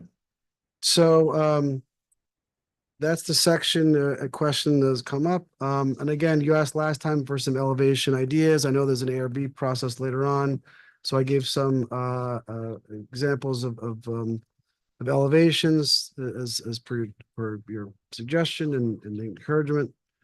They're here. I don't know if you want to talk about them. It's against more of an ARB. Could I ask a question about that? Yeah. Some of them, one of your options has peaked roofs, the other is flat. Do both the flat and the peaked roof ones stay within the height limit? Yes, everything shown here stays within the height limit. So how is it that if the flat ones are to the top and the peak, and the peaked ones have the peak on top, how is it that they both meet the height requirement? Again, they don't show it in the offset elevations are not there, but they're there. Okay. Yeah. The roofs aren't going. And the new site plan shows air conditioning on the roof. Yes. I think that's a first. Was there last time, I think, yeah. It references, it doesn't show. Yeah. You don't show it. I know. Well, they're gonna be lower than the 42 trail. Yeah. Okay. We're aware of the height limitations, so we're gonna work from there backwards. What I don't understand is if their application to not have to use the historic house is granted, then this whole presentation is going to change. Correct. So I don't know why. Why we're listening? Yeah. Yes, why, it's. Just to clarify, the application is to seek the public benefit, which affords another 5% of coverage. So that Oh, so would, you would keep the historic house, it's Yeah. just that it's a public benefit. no, I would keep this plan conforms to 40%, which 40% contemplates includes a the 5%. 5% benefit From what? from the public amenity, The which thing- I'm arguing there's two, But you lose 9% by keeping it. So you gain 5, but then you lose 9. we lose not 9%, we lose either 5 to 6% of coverage to keep it. We lose 5 to 6% of coverage, which is the driveway area. There's no benefit to keep it, is what you're saying. There's no benefit to keep it if we don't also get that 40% number. That's the argument is to the trustees, we want to retain this house. With this plan, we're retaining the house. That's one potential public amenity, public benefit to the community. But in addition to that, we're not just resting there. We're also willing to provide some kind of public access amenity like we're proposing here, something like this. And we're not wedded to this particular area of the site. So if the board had another area of the site that it would like to see the public have better access to, like maybe the middle area of the site, that's something we could certainly consider. But that gets the 40% number that enables us to even consider keeping the house, because we're losing 5 to 6% right off the bat before we put one brick down of new development. So it really was unclear. At what point did the plan become one which assumed that you had an extra 5%? At the sidewalk, when we proposed the sidewalk, and quite frankly, we were floored. This is the first time I've ever been in front of a planning board where a planning board did not,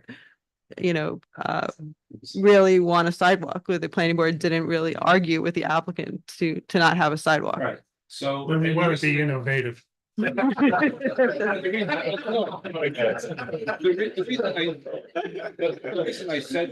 reason I said that is I knew that the reason you proposed the sidewalk was to get a 5% benefit.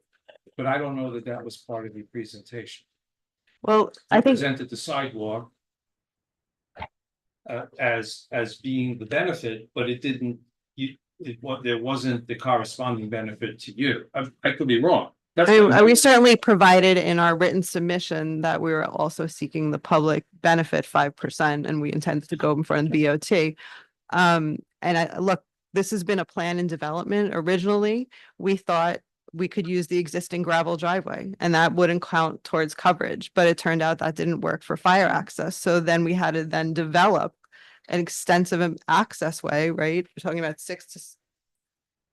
8,000 square feet of access way to get to that house. So, when you're factoring in coverage and what you could actually do to retain the house, the plan developed over time. There wasn't the intention to always seek that public benefit, but when it came apparent that we couldn't use the existing access way, the only way to make this feasible to retain the existing house is at a 40% level. I mean, Let me, there's also increased construction costs. just to be clear on the sidewalk, because it was your first time that the planning board did what we did. The benefit, we had to look at it, we looked at it carefully, the benefit of a sidewalk that went nowhere compared to the destruction of a stone wall, which is part of the fabric of Irvington, just didn't compute. I sit with the planning board in Tarrytown. Mr. Gato is a planning board member in Tarrytown. We can tell you that we've seen applicants getting beat up to create sidewalks to nowhere. That's usually the argument that I make. You could build a sidewalk in Tarrytown, Right, but that's usually the argument when I represent applicants. I Yeah, argue that the planning but board. perhaps in Why Tar- build a sidewalk to nowhere, but to have that. And you gotta start somewhere. But perhaps they weren't taking down a historic stone wall. Was it's water under the bridge. Yeah, Let's go. anyway, go ahead. I do have a question. Does this board have an opinion over the house, one or the other? Does it care to see it? Discuss that in council, council, right? Because we could have the same argument that the sidewalks created within our premise would also lead to nowhere. Well, Mike, you want to handle that? I mean, the sidewalk coming, how How are people going to walk from their homes to Broadway? And then we could actually obtain that if we didn't have the house. We're creating the cost of construction on this project with the elevations, with the roadways, with the retaining walls, with the access eliminations, it's extensive. But we're willing to do it because we want to be part of the village. As far as I see, it's beyond my pay grade. It's for the Board of Trustees to decide whether the historic house is, should be retained. No, that's not a decision they make. I mean, there's not, that's not one of the decisions the Board of Trustees make, except in the context that Kathy's They're presenting. being asked to, for retaining the historic house, they want to grant the 5%. Yeah, Right, okay. that's- Wow. So they're making a decision that they want to have, you know, Yeah. I mean, I understand that. Okay, That's been good. I answered this just time. wanted to make sure it wasn't like, okay. No. I think the house is being retained. The question is, what do you get for it? I understand that. And what you don't get. Anyway, we're gonna have a meeting after this meeting among ourselves, and there's a couple of things that came up tonight, and that would be one of them. As to the house. Go ahead. I'll just, and a couple more things, supplemental information was about lighting, which, raise up another version, just to see some images of the back of the courtyard. And views, from, Broadway, again, this is the one glimpse of area you can see through the trees. And the left is my photo, and the right is the building with the photo. And again, showing some natural trees, just some landscape property inside there, which is gonna change once things are obviously updated. And then took another view of the first wall, again, it's landscape. Entrance here, we're curving the wall, bringing the curved walls, and we're matching some other properties up along Northern Broadway have a similar situation. You go to the north towards Tarrytown and some other areas where they kind of curve in a little bit to the continuation of the walls. Those are very. Before you get off the walls, you would have to look at the sight lines, if those walls are curved back enough. And because you're putting a wall into Broadway buffer, you'd have to go to the ZBA for that wall. Okay, go ahead. So this is a Strawberry Lane view looking west. Again, this is the existing wall, existing trees, the building is set beyond there. And then this is looking up Strawberry Lane, again, with the 6-foot high bushes that are there, trees are there, not changing any of that, it's on the perimeter. And I submitted this, but then subsequent comment was more about the dark sky. I just happened to get more information, so I have it. This is 1,000 little numbers to show this dark sky compliant. And just a quick graphic to show it's dark around the building. It's just gently lit up on the roads. This is technical data. I'll send this to you guys to take a look. And that's really it. And everything else was the comments we had from the group we will address. It has covered those. No, if we can, I'd like to work offline with Doug just to address and resolve the threshold issue. Yeah. Because it's not a big item, a lot of little things and they add up to something big. They may add up to something. Are you done? Just gonna go over my notes here. Oh. The county mentioned, one of the county letters, or Pete County letter mentioned, we want to discuss the I. I think they're aware of it and until, You aware of the I situation? Yes, we Okay. I discussed that,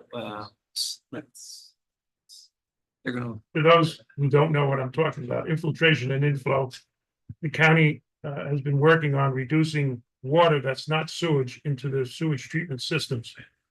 And for every new gallon of sewage, they want applicants to remove 3 gallons of excess inflow. And inflow is from an illegal connection from the storage drain. Infiltration is groundwater entering through a broken pipe. I'm not sure how much infiltrate I Irvington has, because it's been worked on for years.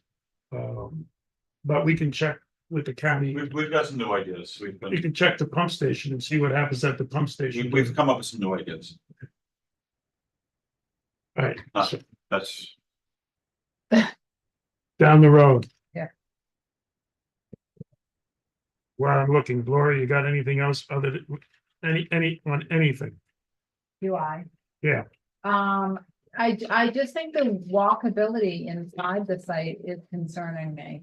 That you don't want people walking on the street, but I don't, and I get the coverage issue. So I'm just pointing it out. It does seem like an issue, and I don't think it's realistic for people to walk down Strawberry Lane. I've walked that road. It's pretty narrow. So I don't know. It's something to think about. It's a good thought, and then actually truthfully, right, so we ran out of room, there's no more coverage inside, that's just math. So the actual function is being compromised to stick with the numbers. Whereas if it's tiny sidewalks, in reality, it's not gonna, it has zero impact in reality, but the fact we're sticking to numbers, it's not there. One thought we did have was that if perhaps we could stripe a line on the inside heading down the northern side of the wall, like a sidewalk similar to what you'd see other places on the side of the road. Outside the connection we're showing from existing right now, striping it down to say the other entrance there or to the end. At least it's sort of like a safe zone if you're approaching it this way. And then the good news is, I guess, is that the cars are going up. It's out of the way. If you approach it coming down the south, you'll see them in your horizon. You'll be able to kind of, But you also know. like if people have strollers. I mean, the other thing I will say is unfortunately, people don't walk enough here. And while the woman on Riverview was talking about the kids crossing Broadway, there aren't enough kids who actually walk up Heritage Hill to the middle school and the high school. There's no sidewalks. You can to certain, it depends where you're coming from, but it's a hill and not that many kids actually walk it. So, if we're trying to encourage walking, which we should be, I'd like to solve to this, but the other thing is, are you going to the state to get a formal crosswalk on Broadway with flashing lights, a pedestrian crosswalk? Like, you know, if that's not happening, it makes it a very tough crossing. So I don't know what I don't know what the answer is. I'm just pointing these things out. again, and we all know how quickly DOT gives Yeah. permission. It took us 2 or 3 years to get a traffic light at Dow's Lane School. So, And how about Mercy College? It took 10 years. yes. Mercy College it took them a couple of Oh, years. my God, yes. Yeah. So I don't know. All right, and I had a note here that somewhere I had the impression, and it may be wrong, it may be right, that the roof of these buildings is going to be recreational. Yes, some portion of them is gonna be a terrace. The railings that you're putting up to keep people from falling off, is that part of Correct, your house yes. height calculation? Yeah, everything is building code compliant, of course. The railings included? Well, We're gonna look at it. we'll look at it, Yeah. it's 42 inches from the. Okay. From the We'll look at it. We'll discuss it. But the elevator is gonna be taller than 42 inches. The access stair required from the roof to ground level, one wire stair in each building is gonna exceed 42 inches. Yeah, the questionable part I have I is don't know up front. where in the height. it's I was gonna gonna be, say, if so. that was in the back, that's not even, probably wouldn't even be an issue, but. Okay, height is certainly an issue. Lauren, I'm good. Jim? Just a quick question on the residential unit. Is there a super apartment or is the Is it on-site super? residential building, will they have the on-site super or will it be a part-time super type of thing? Will be on-site super? So, Living. Probably. Probably not in this small of a project. But it will be 24/7 overseen by a supervisor. I got you. Very good, thanks. Mike? No question. Anybody else in the audience or on Zoom? Yes. Sorry, I realize it's late. This is a quick point. We, 5 people who live right across, on Broadway. There's a lot of focus on people on Strawberry. They're our neighbors, but we're going to be affected. We sent in a letter today, again, with the stone walls. They're not going to get rid of the whole stone wall, but if it's drawn to scale, it's still a quarter of the stone wall. You're going to get rid of for the new driveway. and the code, there's two stone wall codes. Sorry, it's taking a little longer, there's a lot of details here.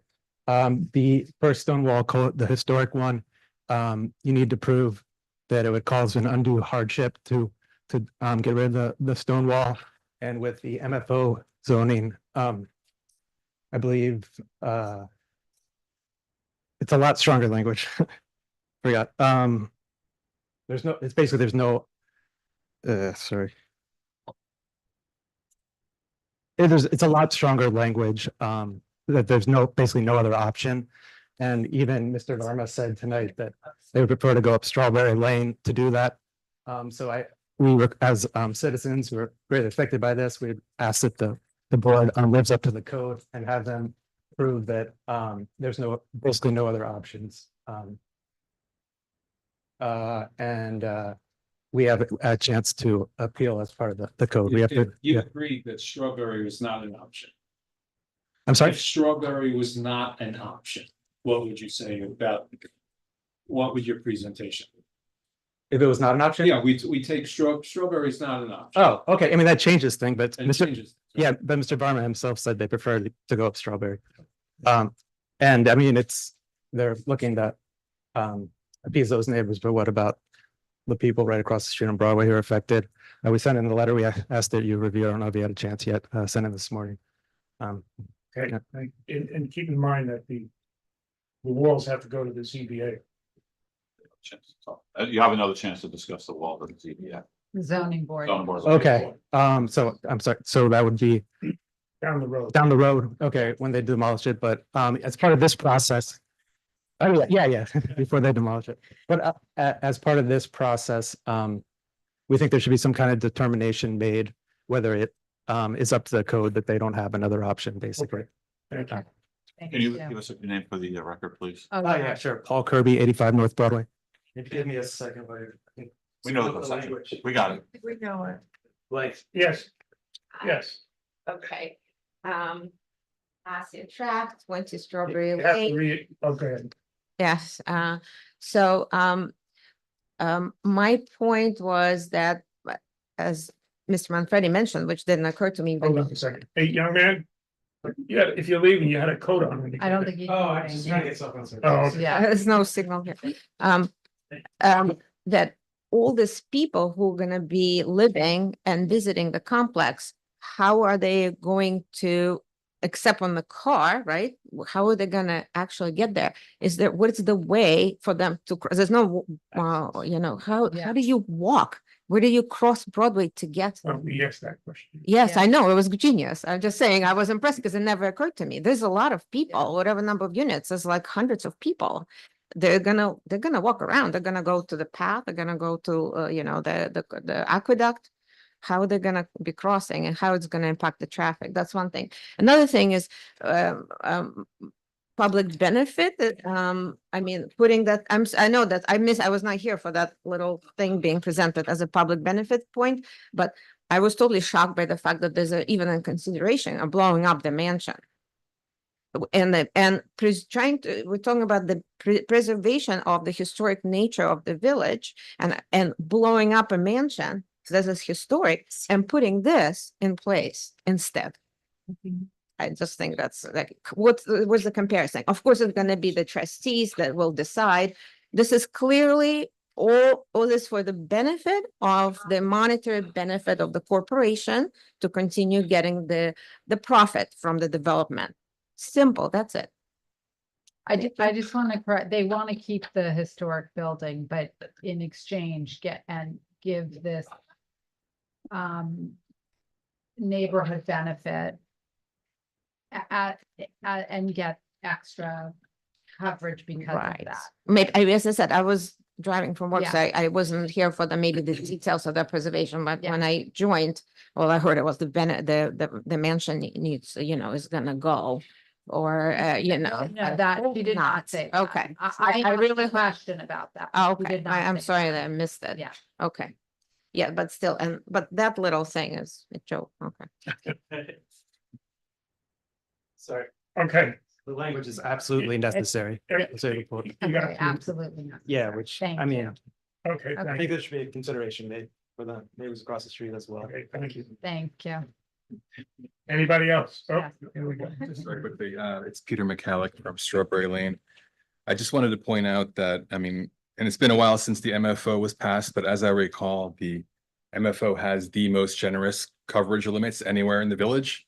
If this building were 3 lots up in the multifamily district, the MF rather than the MFO, it would be stuck at 10% building coverage.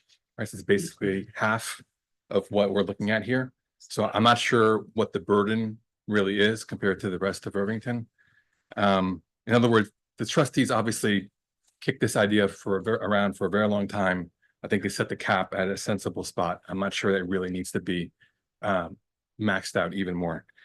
I'd also just point out, as I wrote earlier today, that the coverage number is actually a little off because the gross area wasn't the area of the slice of Strawberry Lane there down at the southwest corner wasn't deducted from gross site area.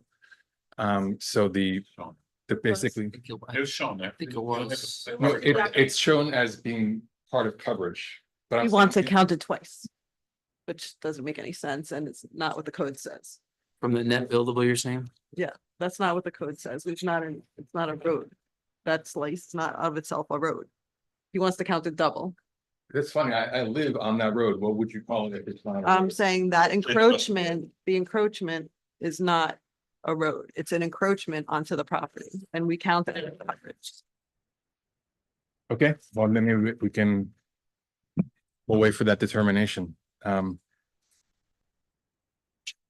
There's also the area of the easement, the public easement on the northern side of the property. It's probably not very large, but whatever that square footage is under the code that needs to be deducted from gross site area to generate base area. No, it's not an It's access. not That's, It's not an access easement. It is a prescriptive easement for the general public. That is that's coming straight from, I think most recently, the Brightview submission about 10 years ago. It actually appears on the deed for the Carafiello property. I'm happy to forward you the planning board documents, but it's actually that same what I'm talking about is actually appears in the 1979 variance that's at the top of the applicant's very first June application. As for the I'm sure they'll send. as for the neighborhood circle. So and this was alluded to before, but so the stone walls on Strawberry Lane are also protected under section 184. And I'm also curious how many trees would have to be cut down in order to make room for the park. I mean, if you overlay the tree chart with the map, it looks like it's about 3 or 4 of like the true old growth trees, 12 to 18 inches would have to be cut down. I just feel like I'm missing the part where the public benefits from that. And you know, there are basically only 15 people who live on Strawberry Lane who would really practically be able to use that park. Also, I just note out that I'm there's, sure you'll go to the trustee meeting to express that. yes, I think I will. I'd also just point out that the playground there, the 4,000 square foot playground is shaded green as if that's grass. Under the OCFS guidelines, playgrounds for nursery schools cannot be grass. Grass is no longer allowed as a surface. So there has to be something else there. I'm guessing that I'm not sure the developer has figured that out yet, but it certainly should not be showing up as green because it's not going to be grass. Also, I think I was just a little struck by the reference to this as being a neighborhood circle. I wonder what neighborhood the developer actually has in mind. Because when they actually circulated those pictures of the neighborhood last month, they actually didn't include any pictures from the actual neighborhood. I say that as a resident of the neighborhood. They also didn't include any pictures of the district. Right. So what I ended up circulating, and I'm not sure if the applicant got a chance to see this, was what Brightview did about 10 years ago when it was proposing the 177 bed nursing home on the Carafiel property. That seems like more representative of the actual neighborhood. And more importantly, the look of that building, which I think even the Board of Trustees was pretty impressed by, looked more appropriate for the neighborhood than these two new buildings. I mean, again, it's just one man's opinion, but they actually put quite a little thought into making the architecture fit rather. What I think the biggest issue that I think people have with the aesthetics is that it's just so generic. It really is the same kind of building that you see in Elmsford behind the Starbucks or in Dobbs Ferry across from that movie theater. It just doesn't seem like it's in any way referring to Irvington. It doesn't seem like an Irvington building. Thank you. Okay, thank you. Peter, go send us a memo on that, please. No, on some, on the coverage with the, Oh, it was in my message earlier. In the past meeting, couple hours ago. Okay. After 4? in the past meeting, we asked you Didn't see it yet. to look at the materials that face. You don't have to show me now, but eventually we'd like to see, is it gonna be, should it be considered all brick? Should it be, I think you had 3 or 4 different materials last time we saw it. And the consensus of the board was you could do better, if I remember. Anyway, I submitted all this. Did you not see it? Or it was last submission, I think, several pages No, we saw it. clarifying this. good, okay. So. We'll look at it. Just make sure it's there. Anybody else? Anybody on Zoom? No. Hey, going once. Twice. Mary Ann, you have a question? No. When's this meeting? Planning Board, Irvington Planning Board meeting of October 1st is closed.